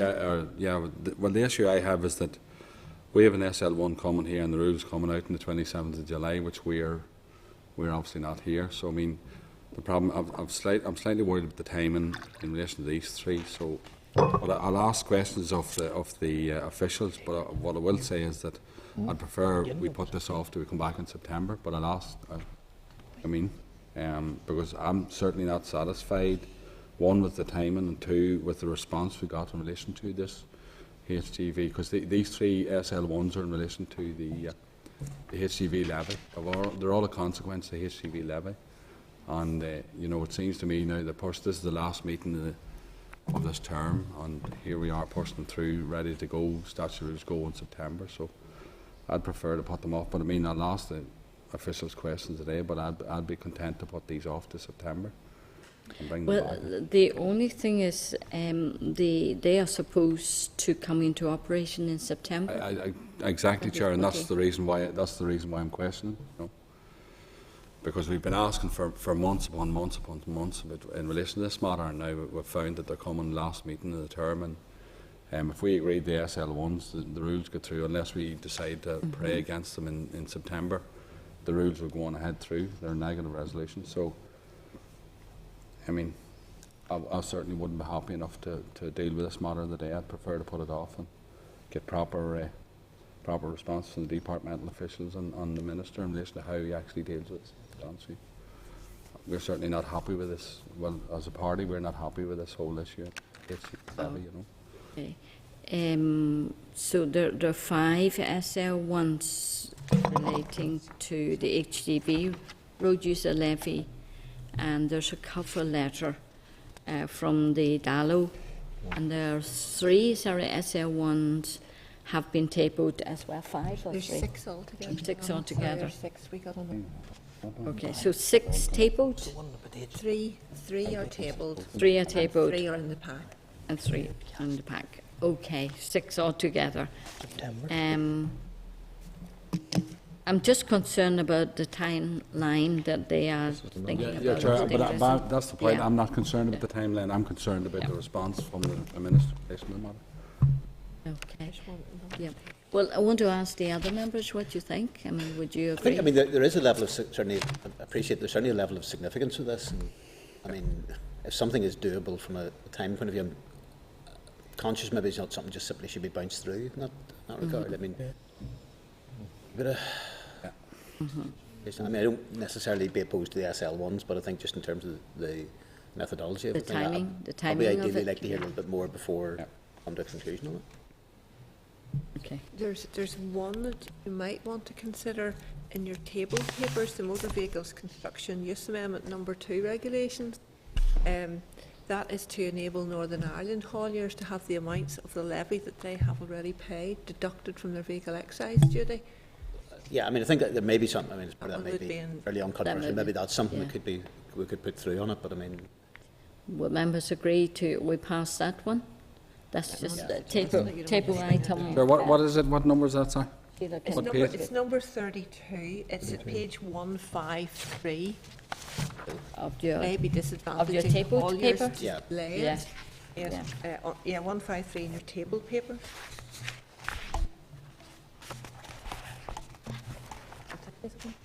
no, it's not really Sorry, 163, is it? 165. Sorry, 165. Here. Just give a second, Chair. okay. If they're not happy, we can bring it back.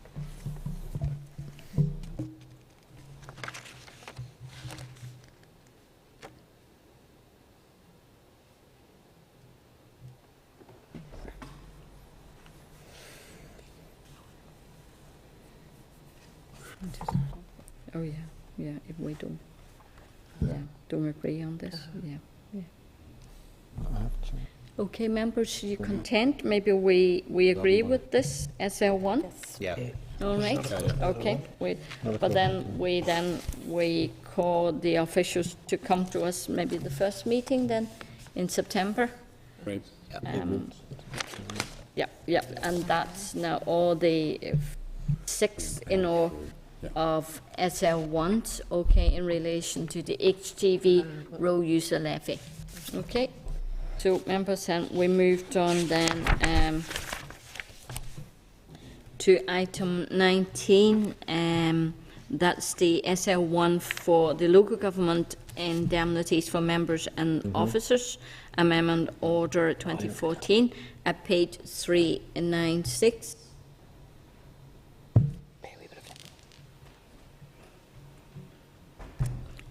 The proposed order will extend in relation to the repayment of sums expended in cases where a councillor has been found to be in breach of the Northern Ireland Local Government Code of Conduct or councillors. A code of conduct for councillors. For councillors, yes, a letter missing there. It is proposed that the order will come into operation in September 2014. The order is subject to the draft affirmative resolution procedure before the Assembly. So, members content for the department to proceed in making the order? Okay, next item, item 20. SR 2014-166, the smoke control areas, exempted fireplaces amendment regulations 2014 at page 400. The route inserts a number of additional fireplaces to the schedule that have been tested and found to be suitable for use in smoke control areas. We looked at this, members, on the 14th of July 2014, and the examiner has not yet reported on the route. So can I put to the members now that the Committee for the Environment has considered SR 2014-166, the smoke control areas, exempted fireplaces amendment regulations NI 2014, and subject to the examiner's report, has no objection to the rule. Are members agreed? Great. Okay. Next item, item 21, another SR at page 421, members. The rule will introduce a new local government pension scheme, NI, from 1st of April 2015. We considered this on the 29th of May, and no objections to the rule was made. The rule is subject to negative resolution and will come into operation on 1st of April 2015. The examiner has not yet reported on the rule. I put the members now the following question. The Committee for the Environment has considered SR 2014-188, the Local Government Pension Scheme Regulations NI 2014, and subject to the examiner's report, has no objection to the rule. Members agreed? Great. Okay, next one, item 22. Committee inquiry into wind energy briefing from DOE Planning Division.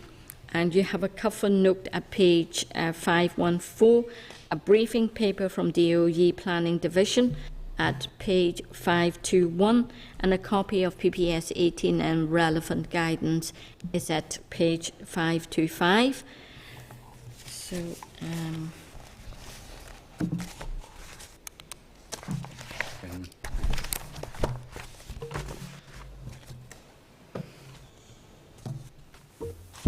hello, very welcome. If we can welcome Simon Cook, the Acting Director, and Deirdre McSorley, as well as Joy Haggie from Planning Policy, and Deirdre is the Area Manager.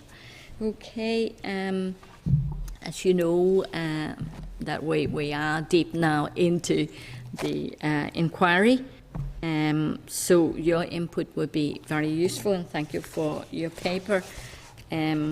So if you want to make your initial presentation to us, and I'm sure members would have questions to ask you afterwards.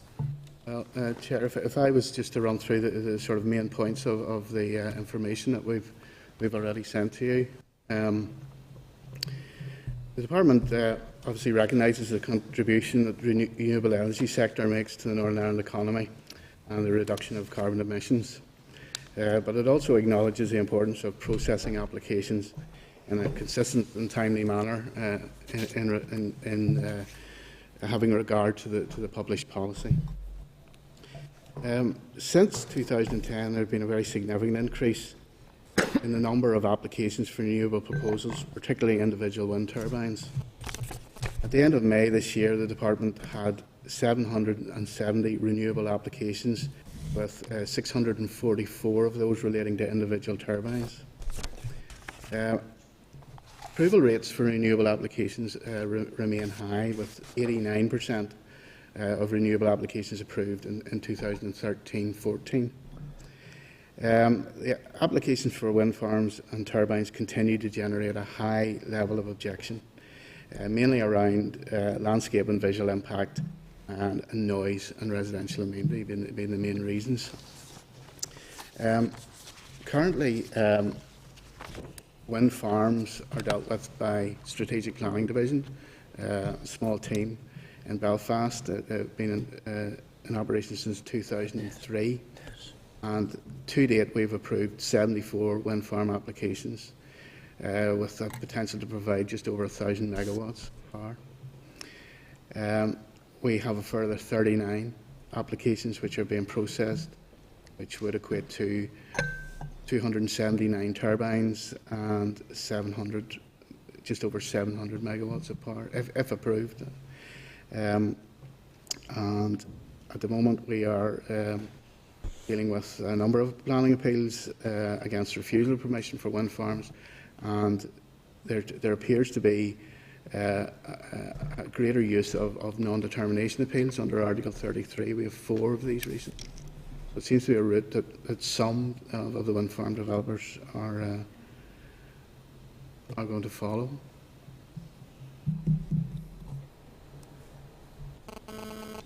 To ask this. Sorry, I was kind of trying to look through the notes. What is it? What is that non-determination based on? What's the non-determination? If the department doesn't make a decision within 2 months of an application, you have the right to go to the Planning Appeals Commission and to be heard. The jurisdiction for the decision then transfers from the department to the Planning Appeals Commission. And it's like an ordinary appeal. We will be presenting reasons for refusal against those 4, but it takes a final decision away from the department.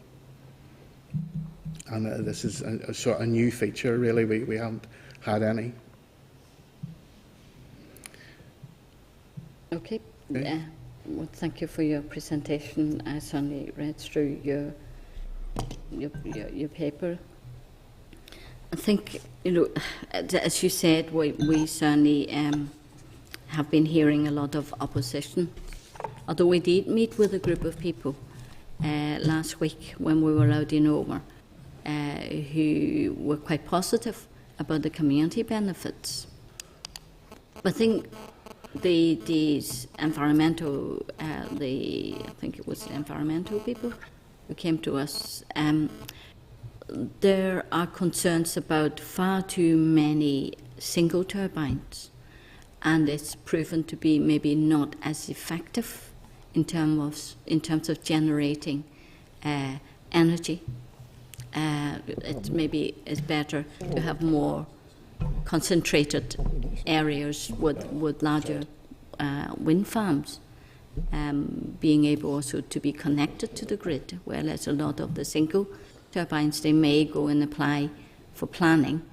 They get the planning, but then they find it's too expensive to then connect to the grid. And there's also, the issue about our grid capacity and the connector and all that. So,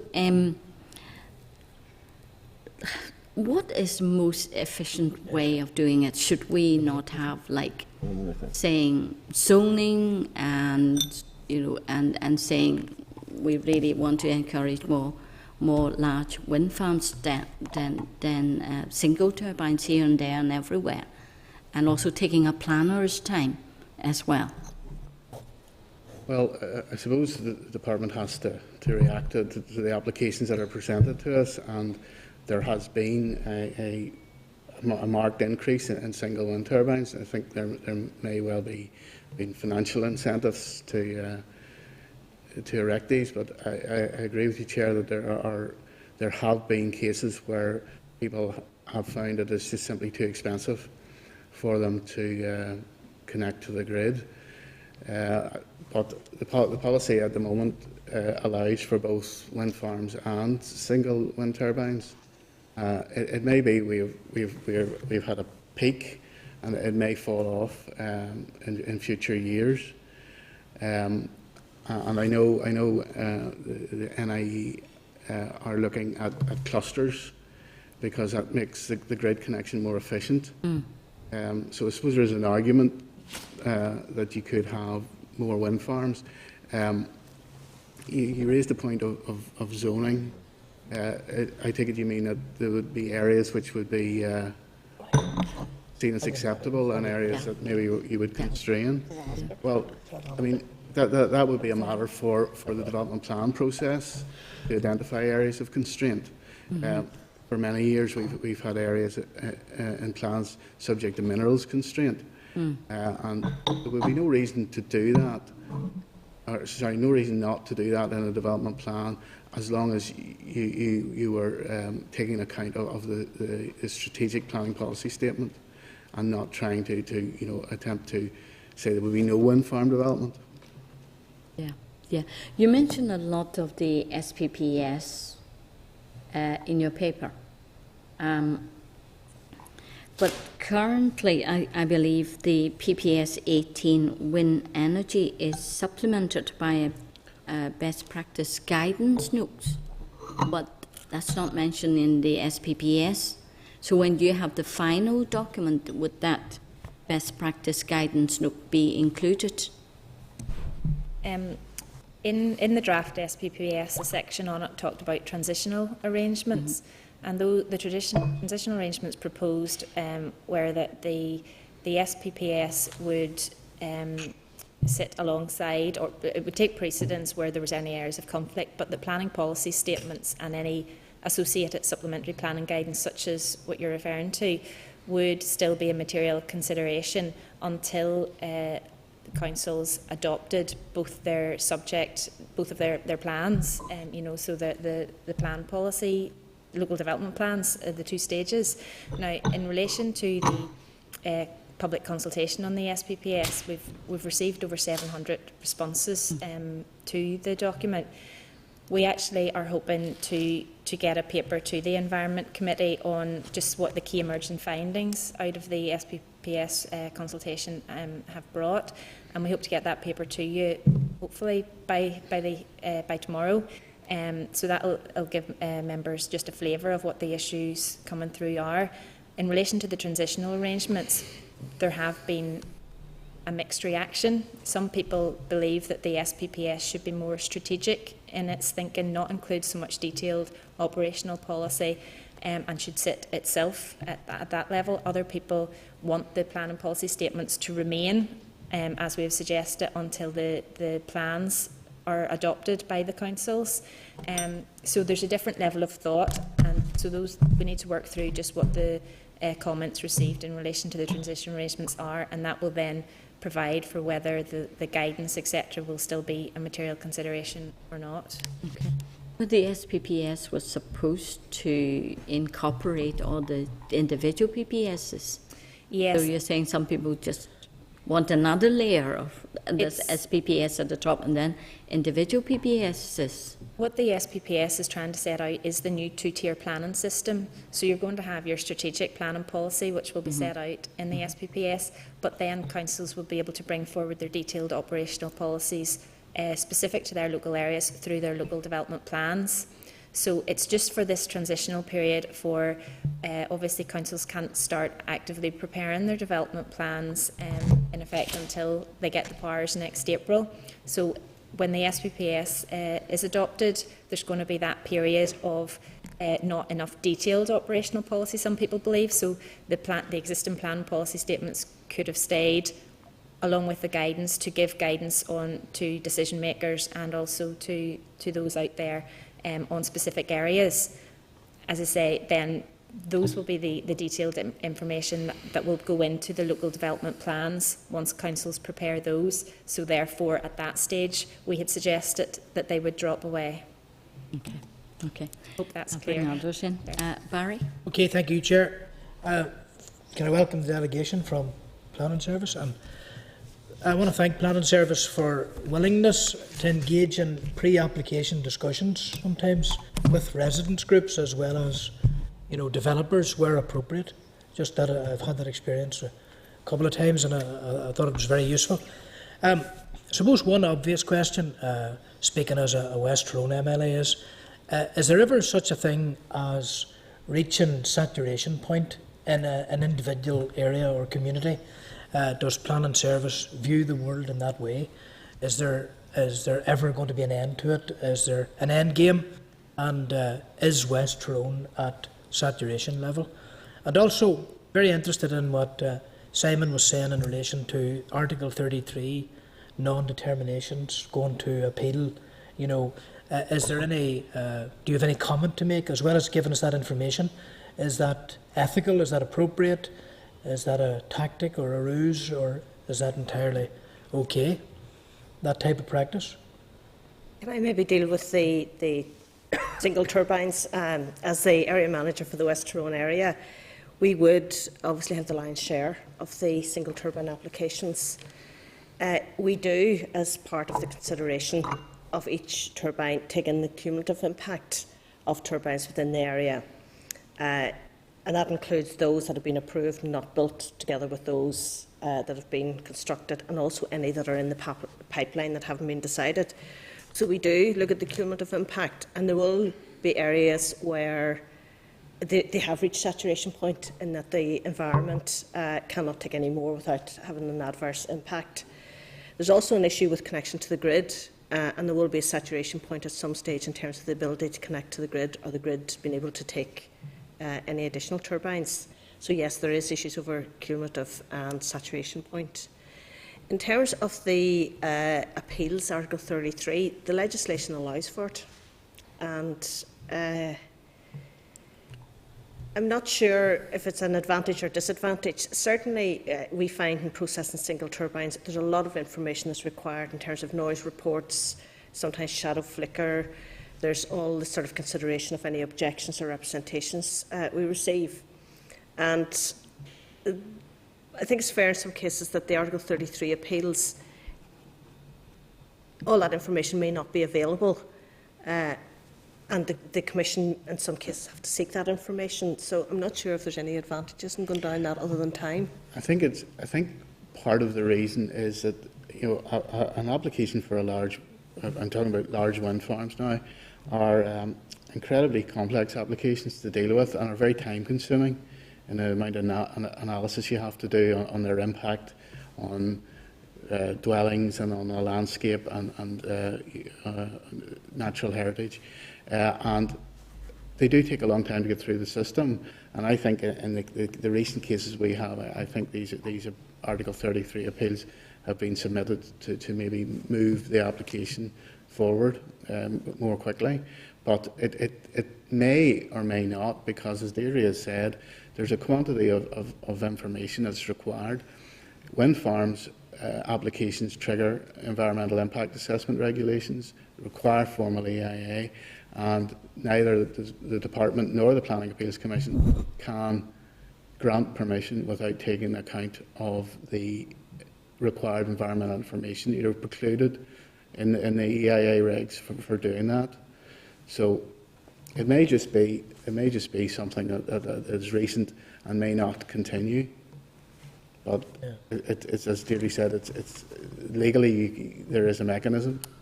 They're not as common for single turbines as they would be for wind farms. Most applicants will allow the turbine to be determined by the department and then appeal it if necessary. The Article 33 wouldn't be as common. It hasn't been common historically. It's just something that's happened recently that it's just we got 4 on. And can I just ask a further question? In the correspondence before us from a family in the Castlederg, Killeter, Ahayarn area. I always say Ahayarn up here is important. But as there's this general statement that's made, it was made to us previously, and it's made in this correspondence, that some of these wind farms are illegal under EU law. You know, do you understand the point that is being made? For example, there's a reference here to Creighshane. The wind farm you visited is contrary to EU law, operating without full consent as developers made significant changes during construction. Under case law, this should now be subject to a full EIA. So it's that type of thing as said to us as a committee. by people who are opposed very often. They say this is all illegal under European law. So what would you say in answer to that? Well, firstly, I'm not aware that it's illegal under any European law. I'm not quite sure what European law they're talking about. In any planning permission, you're granted permission to carry out the development that you've applied for, and in terms of the approved details, approved drawings. Now, in the construction industry generally, things change, and in the wind farm industry as well. And you can make minor amendments to planning applications without recourse to a new application. But we quite often get applications to amend. Yeah, just a minor amendment, sometimes that's the contested area. What is described as a minor amendment may not be minor at all. I think that's sometimes the contested area as well. Yeah, well, I mean, that's a debate we've had around a number of development types. It is a matter of planning judgment, but, you know, moving a turbine from its approved position to another position is not a minor amendment. It would require an amended application, which you can do retrospectively, but we have found generally that the applicants do not do that. That they would seek an amendment prior to starting the work. So I don't believe that any approved wind farms, in terms of Northern Ireland domestic law, are unlawful. Can I just ask one final question? Again, it's typically areas like Gortin Glens, Brockderg, areas of outstanding natural beauty. There seems to be applications, you know, for large wind farms in the pipeline in those areas. What additional protection is given to those communities, those areas of outstanding natural beauty, against the impact, adverse or otherwise, of these wind farms? Well, the policy, the current policy in PPS 18 applies across Northern Ireland. Generally, it doesn't distinguish between areas of outstanding natural beauty and other areas of open countryside. So, Joy, is that's an issue that may have been raised in the... It is. Once the key emerging themes paper reaches members, you'll see that one of the themes coming through quite strongly is that special areas such as area of outstanding natural beauties should be offered more protection than other areas. So that is one of the themes that we've been picking up through the consultation responses on the SPPS, and we'll consider that further. Can I just ask you one follow-up question, kind of follow-up? I mean, you have shown us the maps with all the colours, the red areas of wind farm and the dots where the wind farms are in Northern Ireland. Compared to the rest of the UK, we do seem to have a big concentration, more wind farms approved or on the pipeline. Will there be a point when we say enough is enough, that we have had enough wind farms and we need to look at other energy to meet our target for renewable energy?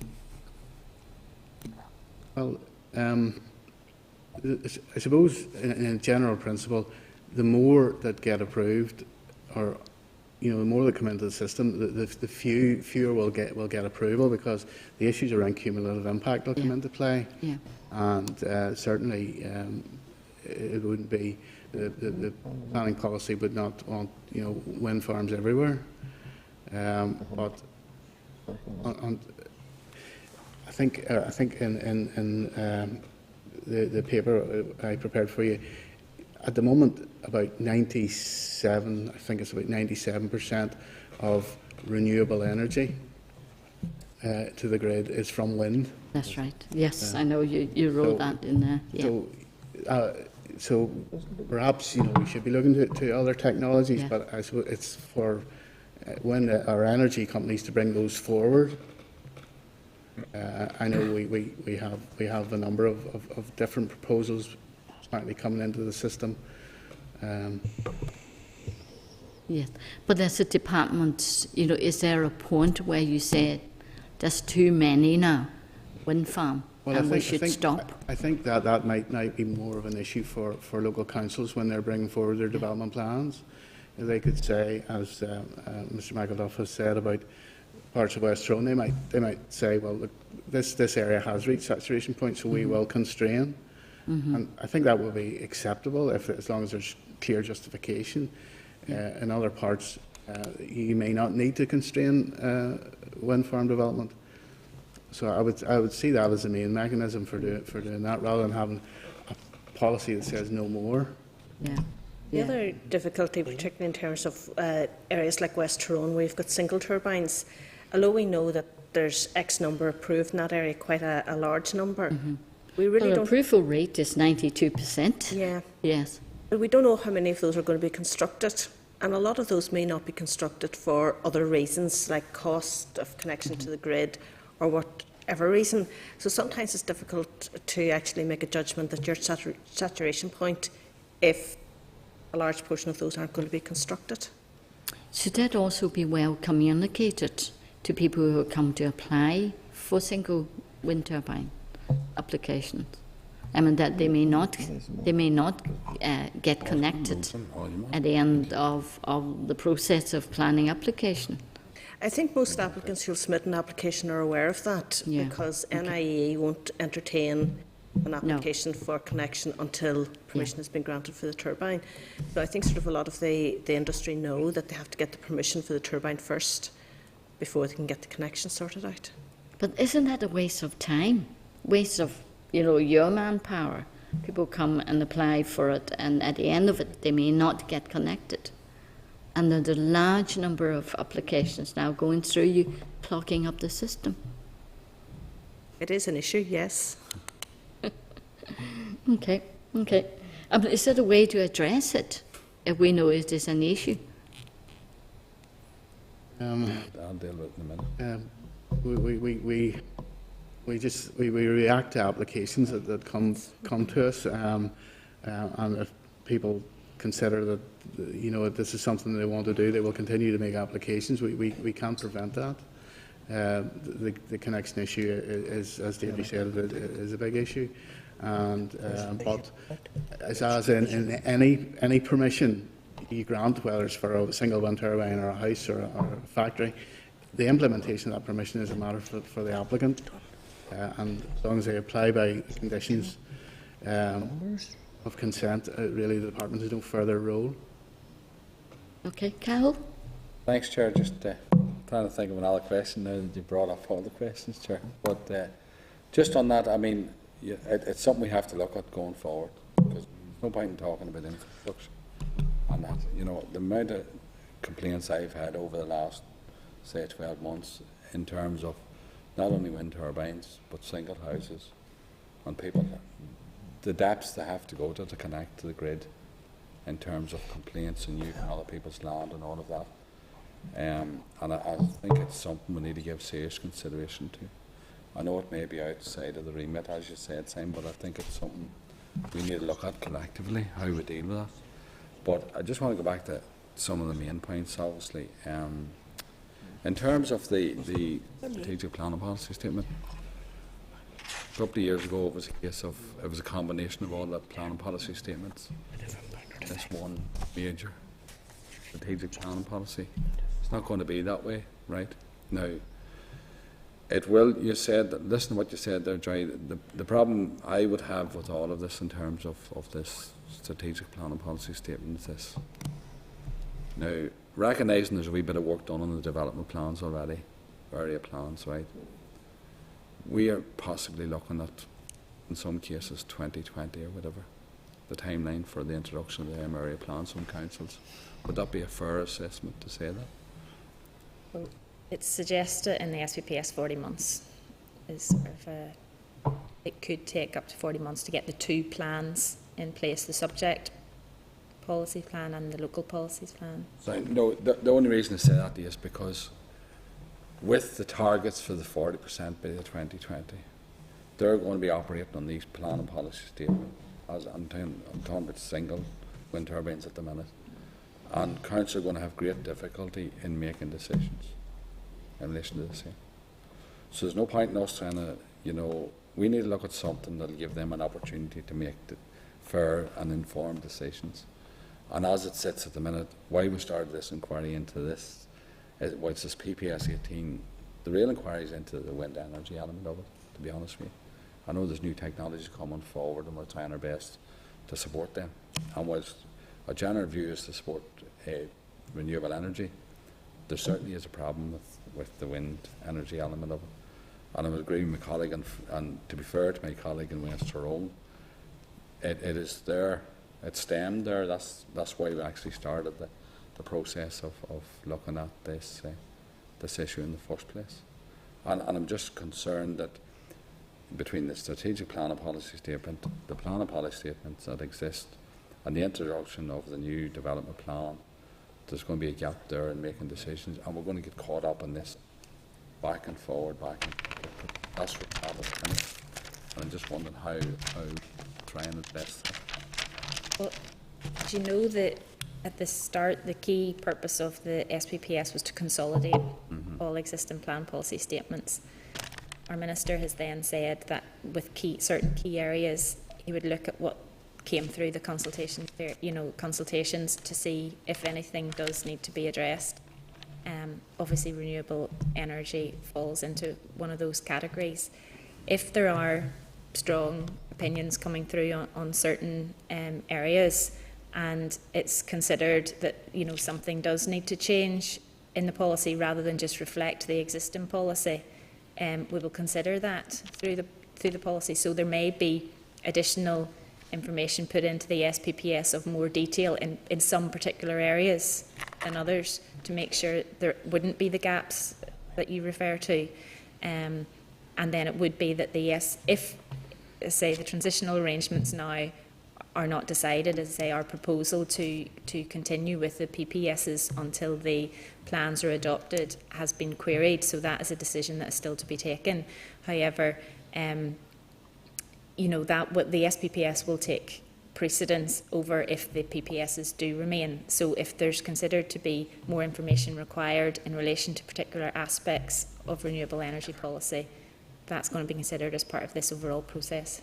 Okay, well, the straightforward question then is, in terms of, because clearly under your development plan you could outline a target number of wind turbines or wind farms in your area, if that, you could look at that and say, right, will not exceed a certain number. Is that a fair point to make? Would say that.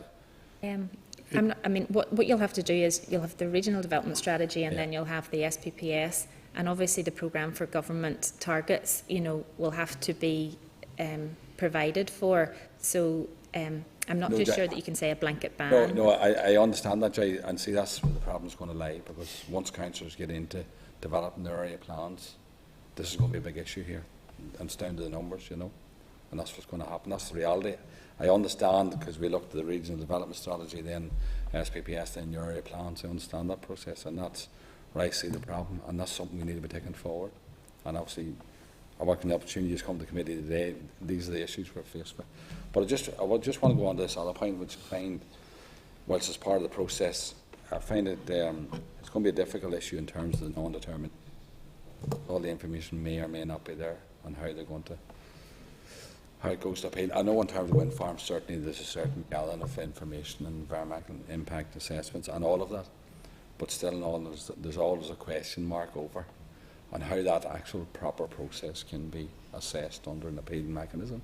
I'm assuming that the Plan Appeals Commission will not make a decision unless they have all the facts in front of them. So if there is information lacking in terms of maybe noise reports or other information, then the PAC will either adjourn the appeal if that information is available, or they'll make a determination to refuse the appeal on the basis that the information is not there to demonstrate. No, 100%. I know that's why it's unusual, but I mean it really, you should wait till the whole process is finished. That's only my view on it. I don't see why this should go to a non-determination without all the information, because it's in terms of time frame, it doesn't. It doesn't. If the information isn't there, it doesn't speed the process up. No, 100%. Yeah. I've a lot of questions, but I'll leave it at Okay. that. I'll Ian? leave it at that. Thanks. Next. Yeah. Thanks, Chair, and thank you all for coming along today. I just want to ask you, how do you define a cumulative impact? You know, when you take into consideration that in the Castleberg area, for example, within a 5-mile radius, there's reportedly going to be over 100 wind turbines, you know, within a 5-mile radius. So, you know, how do you define a cumulative?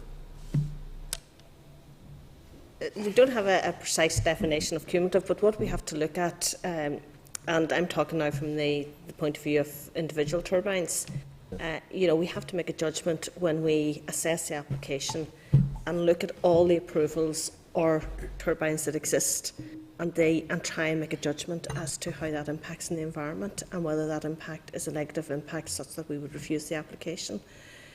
In terms of noise, the cumulative impact is something that can be assessed through the noise assessment, and they'd be looking at sort of all the approvals for all the existing. For wind farms, I'm assuming it's something. The same principle applies. You have to look at what you've approved, what's consented, and what is proposed. And if that proposal would tip the balance unacceptably, then cumulative impact comes into play. So, but as Deirdre says, it's a matter of judgment as to when there's just too much.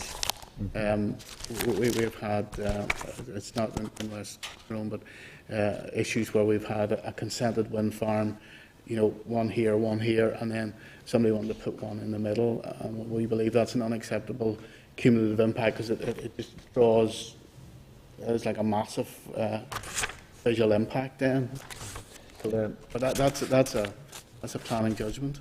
Yeah, but a planning judgment, you know, but like you know, different people makes different judgments and that's different aspects of anything, right? You know, so therefore, you know, I'm just very concerned, you know, after visiting the Castleberg area last week or the week before, you know, that we're talking that within the people that lives within a basin, if you like, of I'm not too familiar with the area, right? You know, that they're completely surrounded there with wind turbines, completely surrounded. You know, and like, if you're saying to me there, you know, that NIE somewhere along the line there will decide for you that because they can't take it into the grid any longer, well, that'll be one of the reasons as to why you'll start refusing to build any more in that particular area. You know, that doesn't sound very well to me, to be honest with you. You know, if NIE are saying at some stage, well, we can't cope with any more, so therefore does planning take that into consideration at that stage? You know, while it should be taken into consideration now. You know, not based on how NIE or anybody else there can accommodate. As I've said before, you know, the grid connection is part of the implementation of the permission, and it does largely rest with the applicant. And if NIE can't make the connection, if that becomes an issue, then, you know, if they say that up front, I would be surprised if anybody went through the cost of an application, because they do require full EIA, and they're costly applications in terms of the planning fee and just the amount of work that the consultants will have to do to prepare the information necessary for the application. That's fine, Chair. I'm just very concerned, you know, but, you know, where does this all cap out at? You know, where, you know, like, if we just carry on, you know, approving applications there, sure, we could have every field in the country there covered with it, you know. So, you know, there has to be some plan, you know, put in place. Would you not agree? Yes, I think, and I think that, you know, our Minister has listened to a lot of people who are concerned that the policy maybe allows wind farms to such an extent that we have approved an awful lot, and that's an issue he says he will look at when he considers the responses to the SPPS. And as Joy said, there is potential to amend the policy if there is a broad agreement to do so. Well, thanks very much. Thanks, Jim. Yeah. I mean, it's that cumulative effect that really upset people. I think that young couple we met with, the McClinchy, the first one started across away from them, quite far away. They could see it, and then that one's got now permission for an extension, and there's going to be, within a 45-mile radius are going to be just absolutely surrounded, and they're in the 900 epicenter. 900 metres. Yeah, yeah. So, I mean, you can understand, why people get so upset about it. I mean, fully understand that the opposition to wind turbines, and people are quite entitled to take those views. We are faced with having to determine planning applications within the context at the moment of PPS 18 and other relevant material considerations, but we do take cumulative impact into account. But as Mr Milne said, it is a matter of planning judgment, and that can lead to markedly different opinions in many areas, not just wind turbines. Yeah, but from your record of approval, you seem to be approving everything, mostly coming your way. I mean, 92.6%. We have recommended for this year. Well, we've currently say seven appeals. Yeah, that's 3 refusals and 4 non-determinations, which we don't believe are acceptable, and will be presenting reasons for refusal. So, I mean, we are starting to refute. I think we've had a number of other wind farm applications have been presented to the council recently with an opinion to refuse. May well, that figure of 7 may well increase. okay, and what's the reason for that refusal? Accumulative effect, or? I can't honestly remember the exact reasons, but it would be visual impact. Okay. On the landscape is probably the most used reason for refusal. Okay. Thank you very much. No questions from others? Okay. Thank you very much indeed for coming. Thank you. Very much.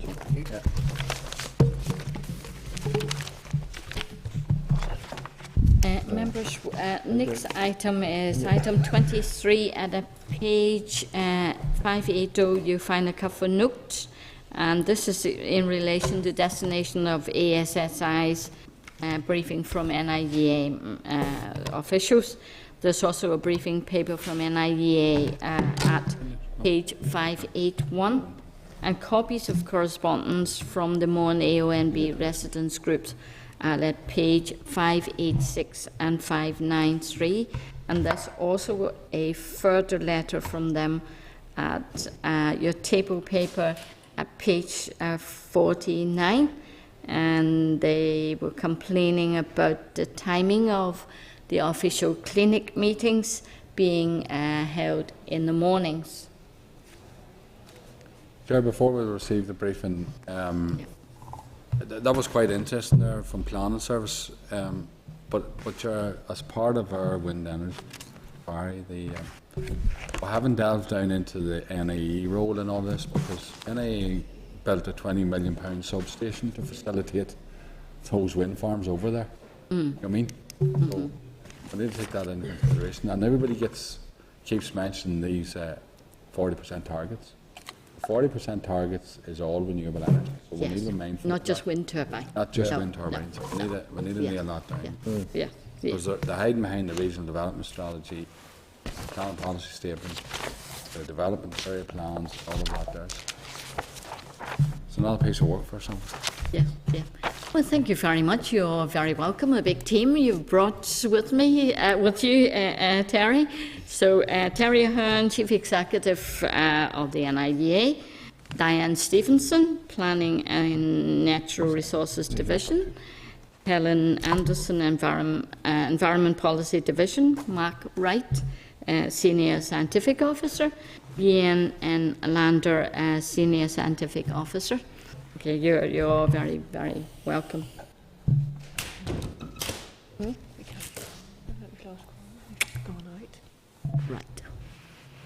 We've gone out. He's coming in a minute. Yes. Yes. Pam's stuff's still there, so I mean, she maybe just gone like 3 minutes. She's just gone out for a coffee or something. Yes. Can we not proceed with the presentation? No, that was 4. No, we're 4. Minimum of 4. We need a minimum of 4 with the presentation. Okay. Very rarely happen. Okay. You're most needed, members, to be back in. So, as you know, we've received complaints from this group, and we also met with the AONB group, and several correspondence backwards and forwards to us. They made a number of complaints, and I think we forwarded their correspondence to yourself. Yes. So maybe if you can make a start and give us your briefing, and I'm sure members then will ask you questions from our contact with this group.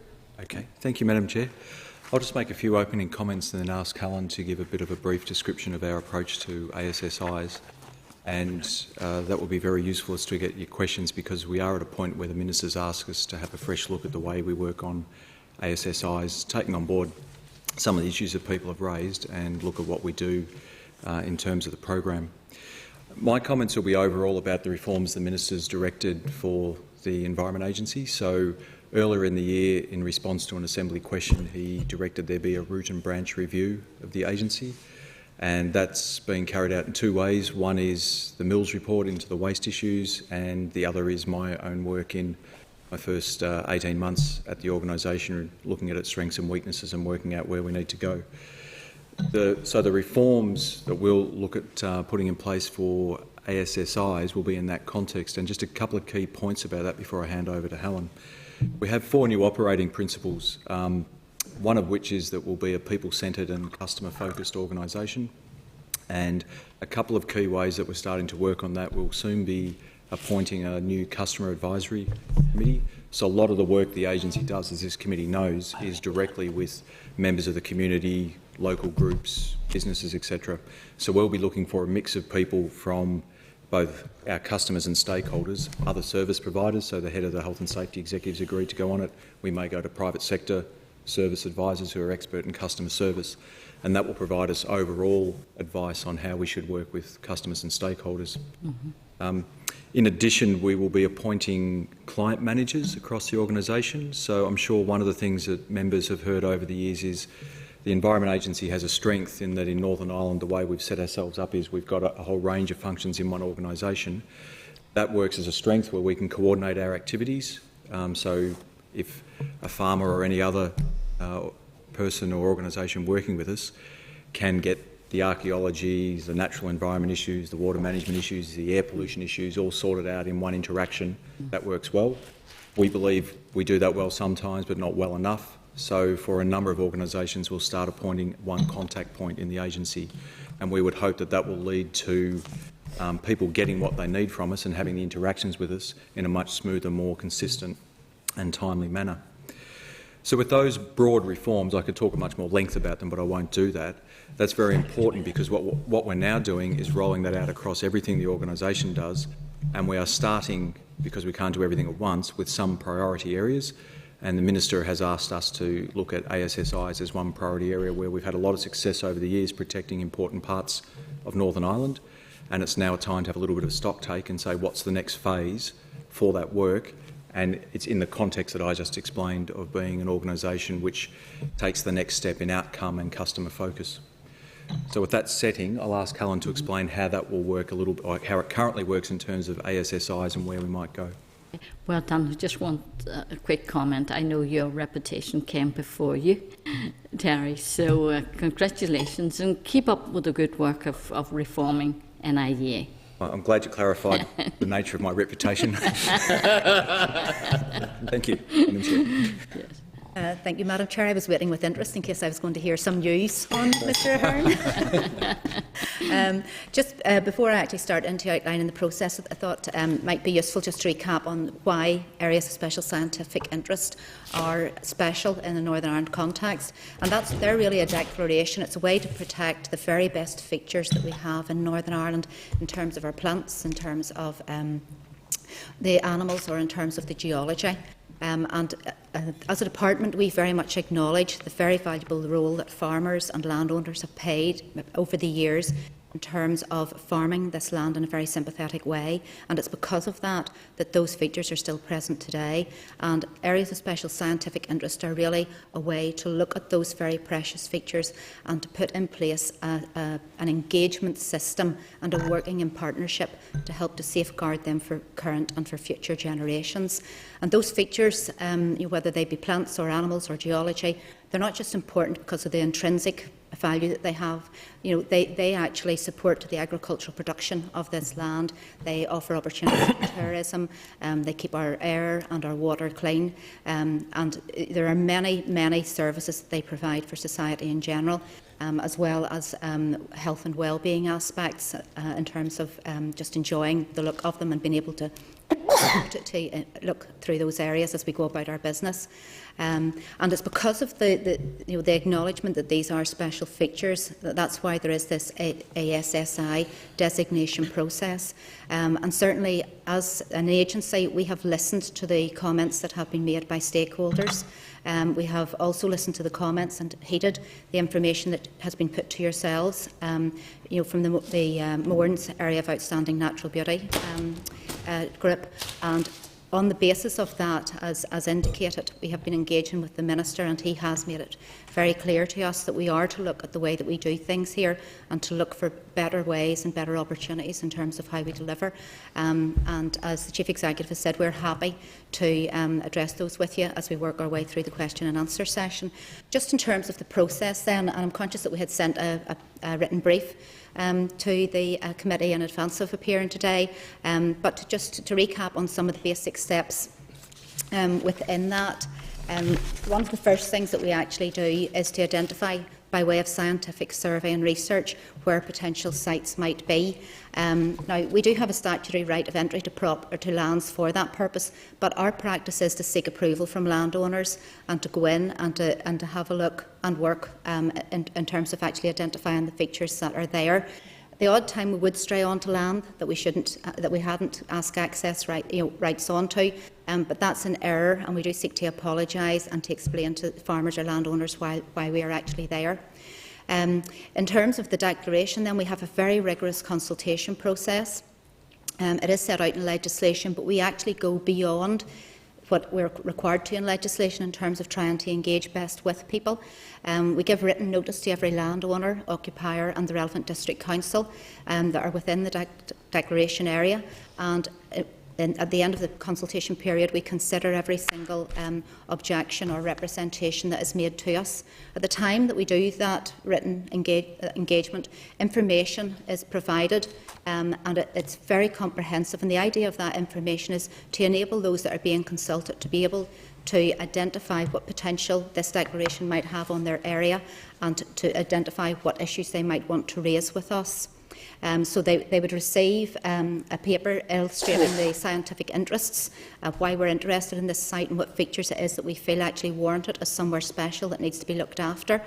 It will identify the operations and the activities that the agency believe might potentially damage those features. It will contain a map of the area so that they can see exactly which fields or areas of fields are contained within it. And it will provide some views on how we think that those sites might best be managed to ensure the conservation of those essential features. We also make sure that the wider public are generally aware of what's happening, so there'll be notices placed in local newspapers and in public buildings such as libraries. And that consultation period runs for at least 3 months. We usually allow 4, so at least 3 months. And during that time, we'll take comments, we'll engage with those who have views, and there have been modifications made in terms of in the past in terms of what might be included in a designation area. Whenever evidence has been brought to us, we are very willing to look at that, and there have been modifications made in the past. And then at the end of that 3-month consultation period, the department, under law, has only a further 3 months to consider what to do with that designation. And within that period, we have to decide whether we're going to declare it with or without any amendment, or whether we're going to rescind it. And that then takes us through the actual process in terms of the declaration and the creation of the area. Moving on then, the committee had also asked about the implementation. So the declaration as an area of special scientific interest entitles that land to priority entry into DARD funding, agri-environment schemes, and we've been working very, very hard with DARD over the years and are continuing to work hard and are working much harder over the next few months in terms of engaging with them and trying to identify win-wins between the environmental ASSI and the agri-environment schemes that DARD run. Whenever we designate these areas, we provide farmers with a list of notifiable activities. These are activities that if they want to engage in on their land, that they should contact us, and we would then consent to them doing whatever the activity is, as long as it's not going to damage the feature. And I would just like to say that in relation to that, we do have a history of people coming to us with notifiable activities that they want to engage in. In the main, those activities are able to go ahead either as the farmer would like or with some agreed modification to that. Ultimately, if there's any serious damage made to an ASSI, the Department does have a statutory role in terms of potentially taking a prosecution, but that is something that we would seek to make absolutely minimal use of. It's in the legislation. It's a facility that we have in terms of ensuring implementation, but we, in taking forward the ASSI declaration, are very much focused on engaging with, with farmers, with landowners, and trying to go forward in a partnership approach in terms of safeguarding this land. So, just by way of conclusion, then, before we take any questions or whatever from yourselves, hopefully you can see that ASSIs do play a very key role in protecting the countryside and looking after these viable plants, animals and the geology. This is very, they are the building blocks that actually help make the Northern Ireland countryside look the way that it does. And they're also the reason that the countryside actually functions for agriculture and for society in the way that it does. But we do understand that this land is owned by others. We are very sympathetic to that, and we are doing our best and will intensify our activities in terms of trying to work better in partnership with them. So, in terms of the process for the implementation and in terms of the declaration, I've sort of talked through. Now I'm conscious also that the committee had very kindly, Madam Chair, forwarded to us the concerns raised by the Mournes AOMB residents group. We thank you very much for sharing that with you. We have looked at that, we have set out our responses to that, and we're happy to address those in the context of the question and answer session, or to come back in written response to you on those. Well, thank you very much for your very thorough Sunny, presentation and the paper. If I just go through a number of things from the AOMB group, I mean, they are saying, for example, the destination goes from Annalong all the way to Newcastle, and they are saying it's excessive. And that's not what they were made to believe or to understand, that it was going to be really the whole stretch of that coastline.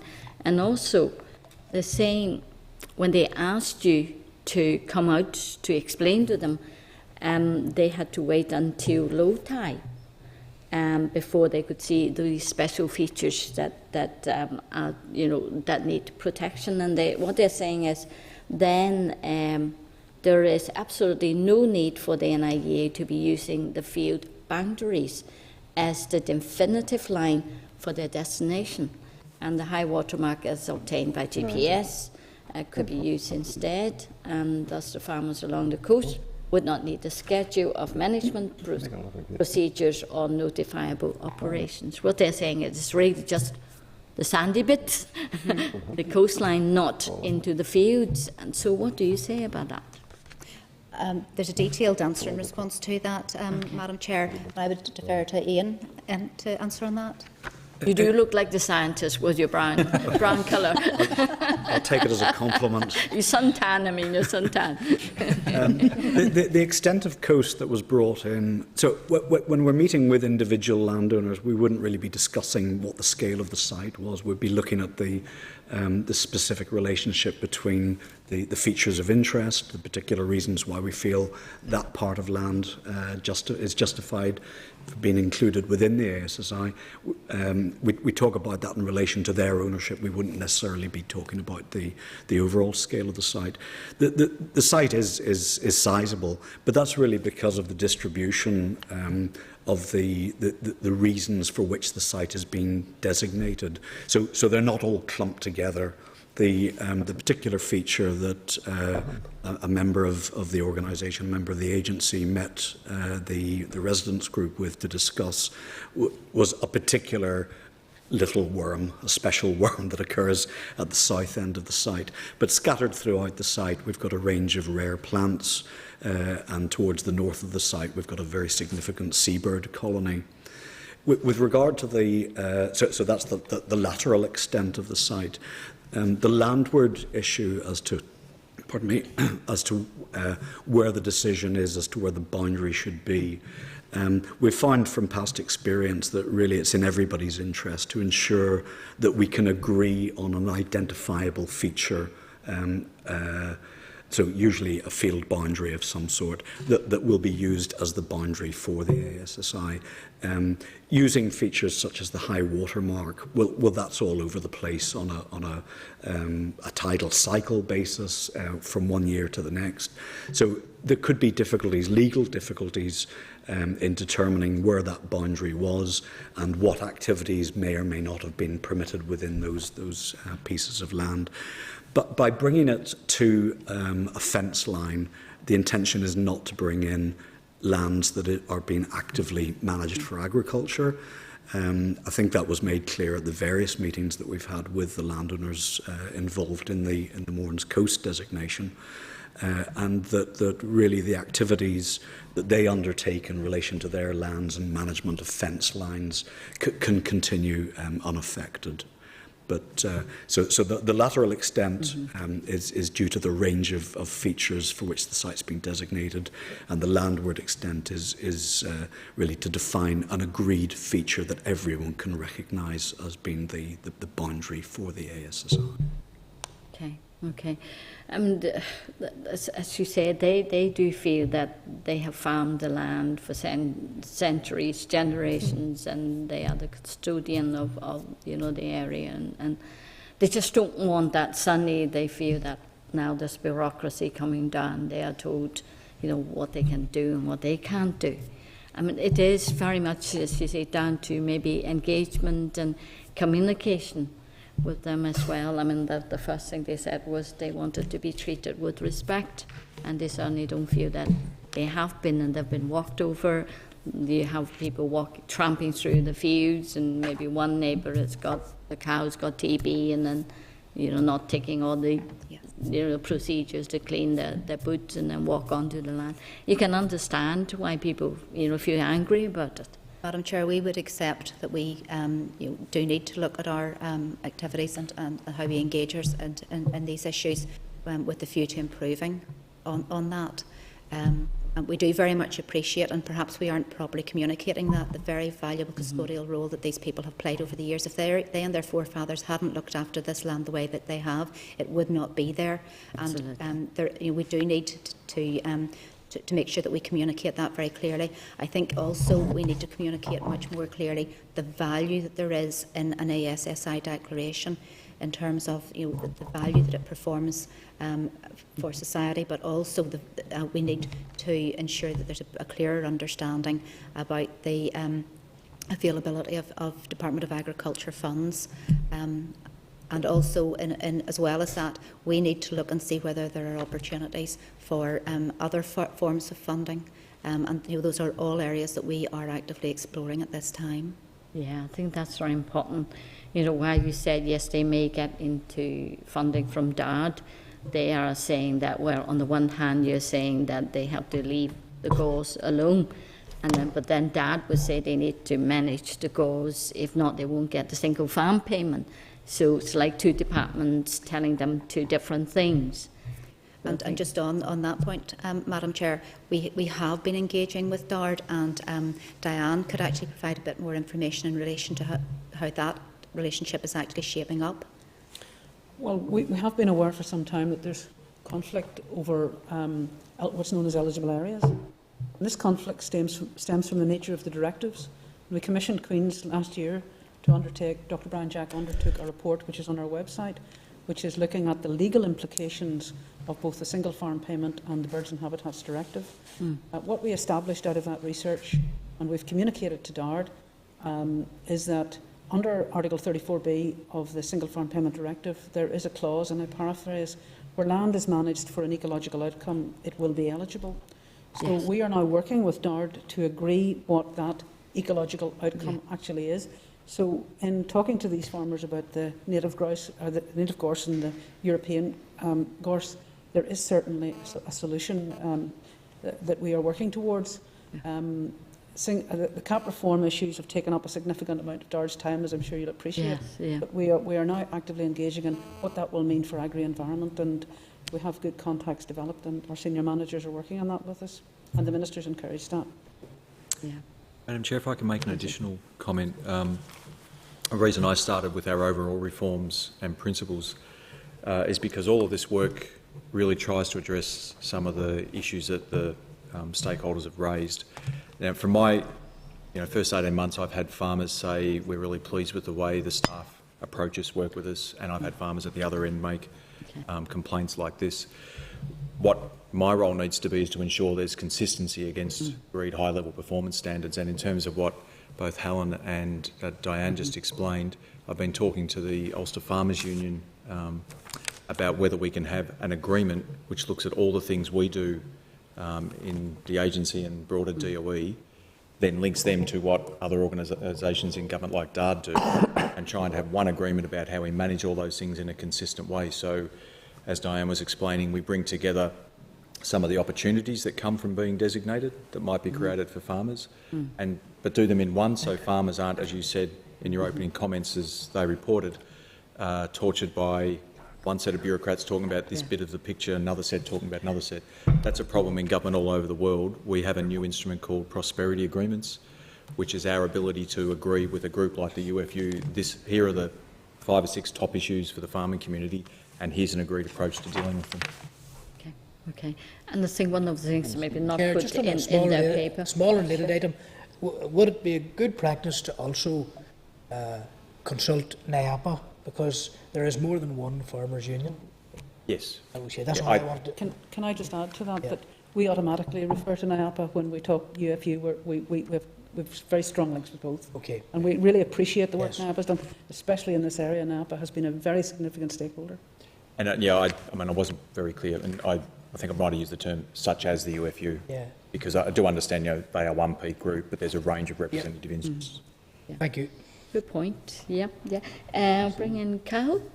Thanks, Chair, and thank you very much for your presentation. And good luck in your role. And I know things have greatly changed. I mean, I have to be honest with you. The only issue that I've ever experienced was the timelines in which NIE has come back on certain issues. But I mean, obviously that's a work in progress. We're too quick, are we?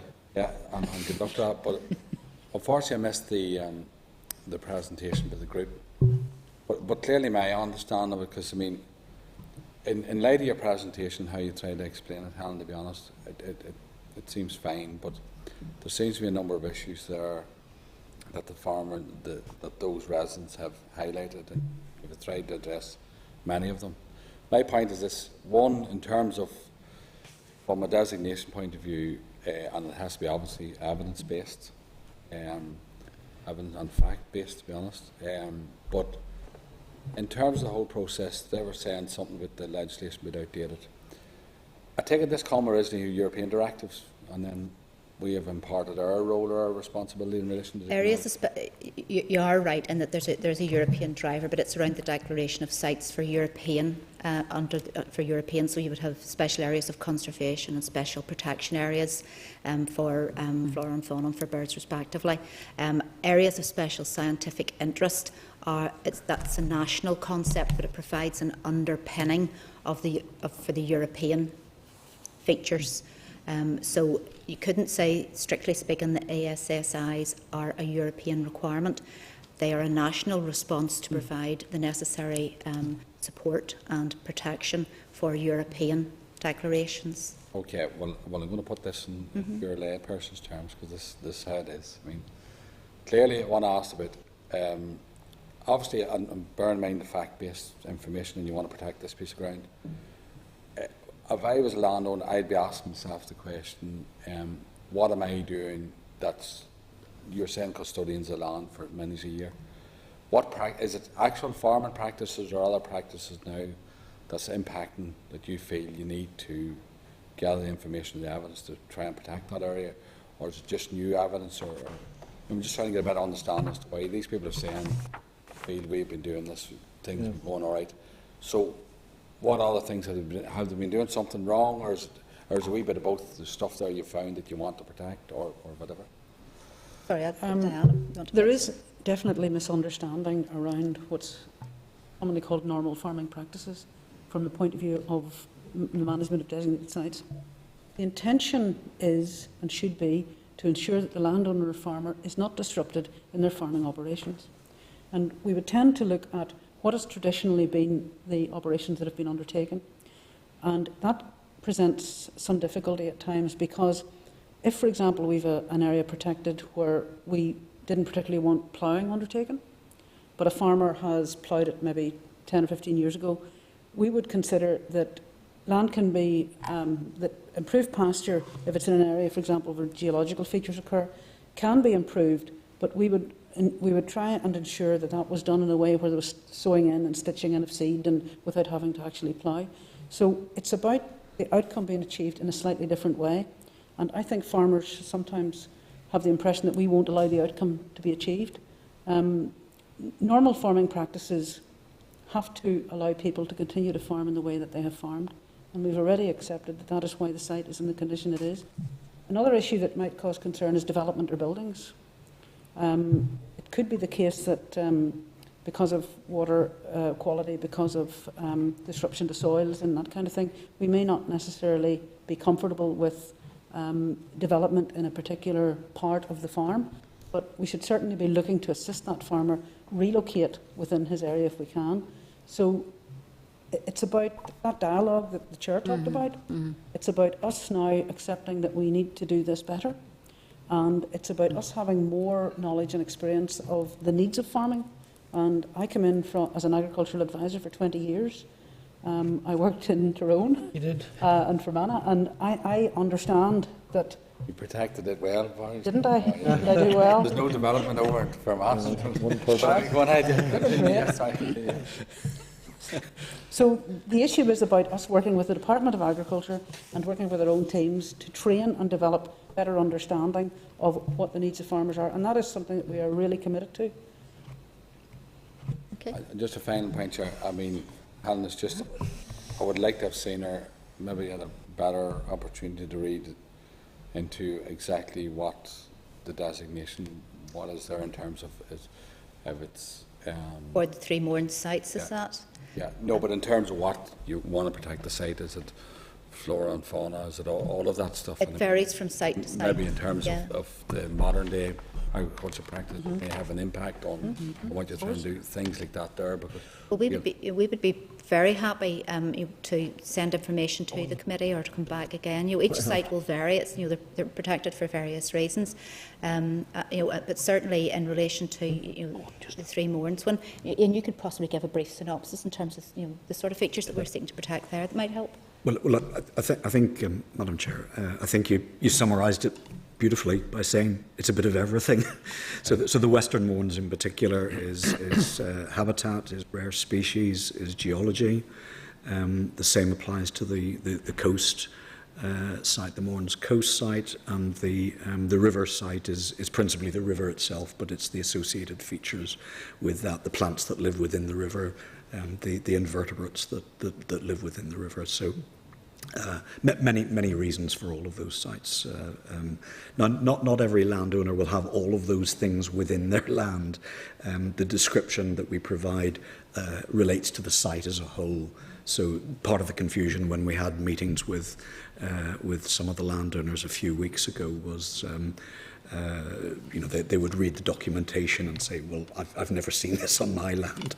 So the documentation applies to the site as a whole and may not relate to every individual landowner's land holding. Okay, Chair, and finally, I'm mindful of the fact that if the landowners are listening to this presentation, they may come back with other questions for us, so clearly I'm mindful of that as well, but thank you very much for your presentation.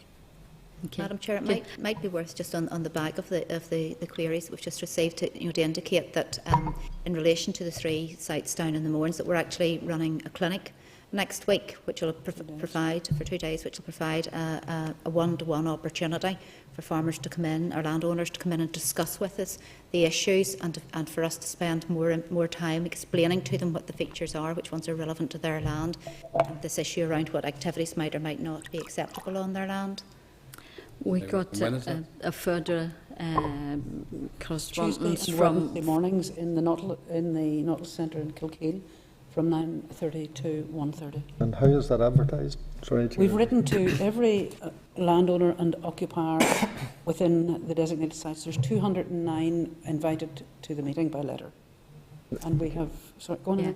It's the timing that the AOMB group complained about in the latest letter from them, that you're holding it during the day. Yes, would you consider doing it in the evening? We did consider timing quite carefully, appreciating that it's a difficult time for farmers. It's the middle of their harvest for silage and hay.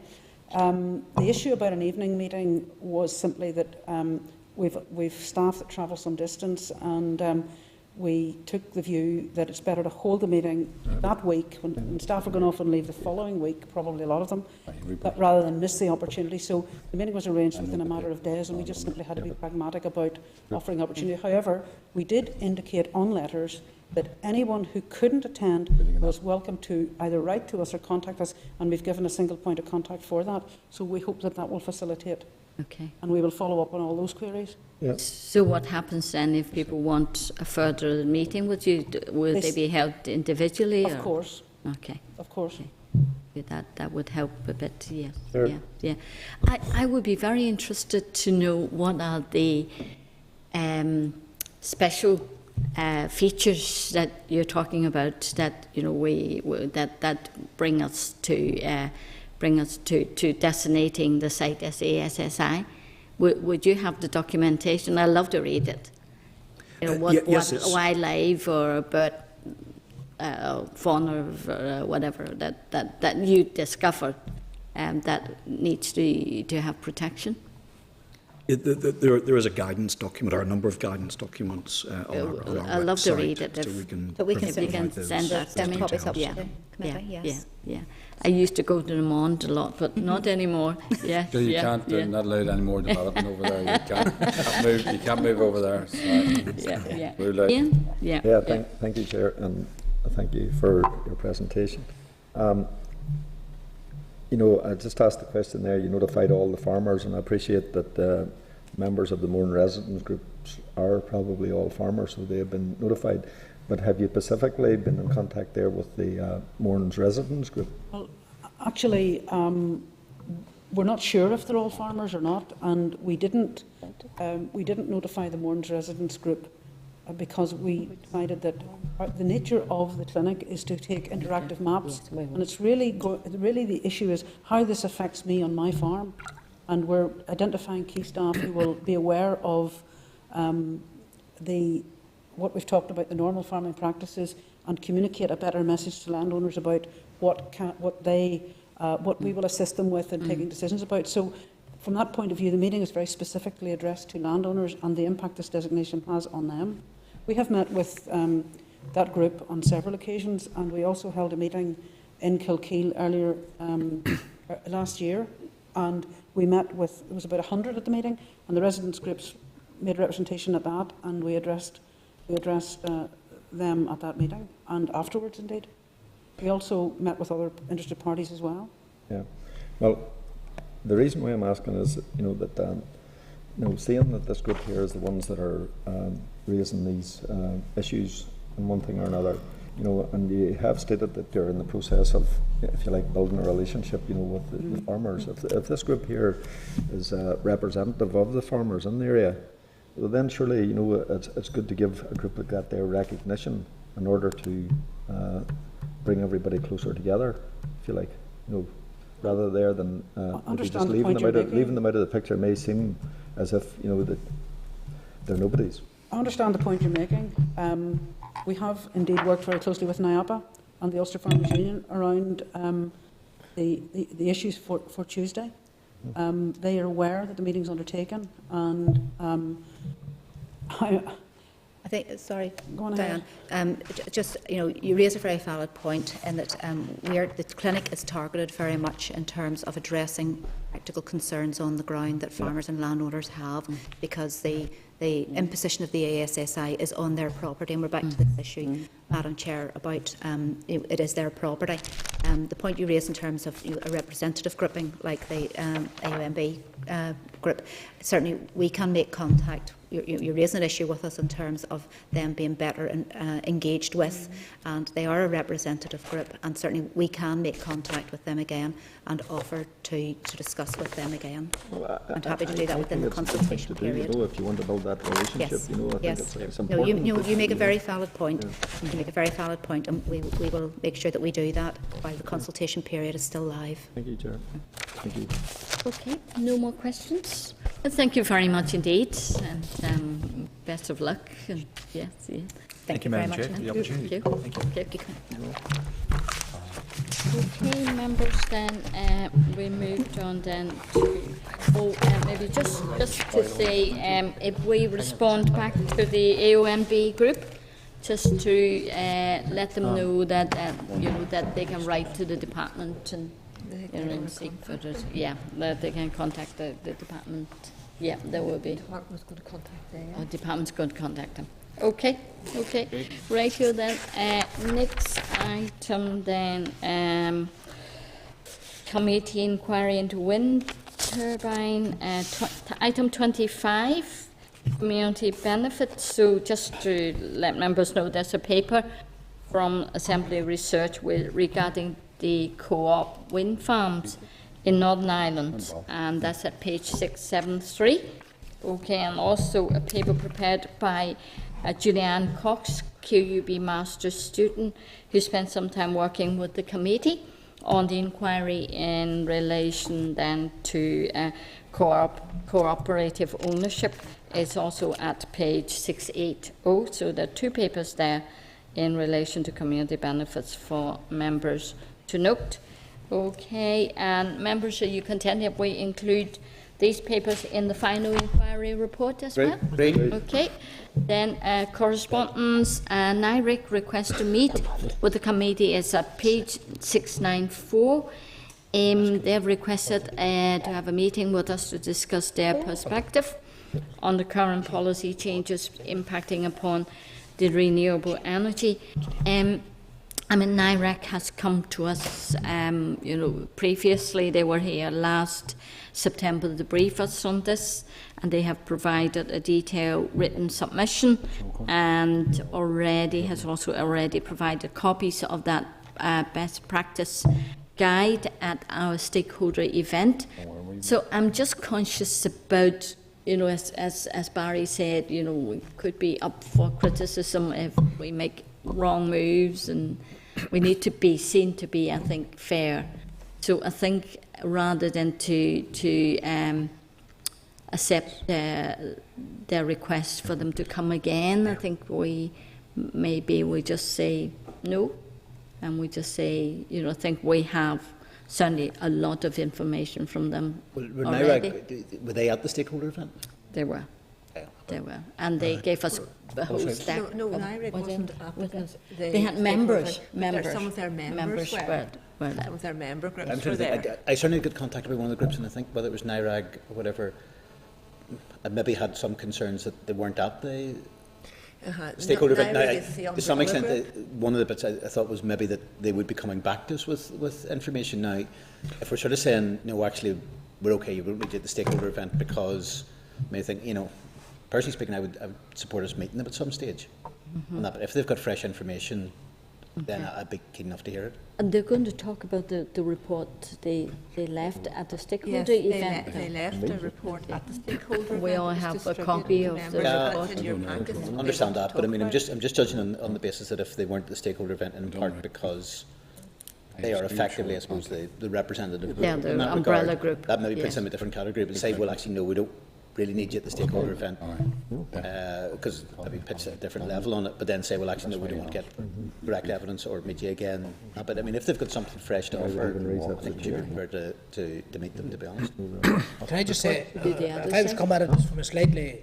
opposite, not opposed to the point you're making, but a different angle, is that rumblings continue.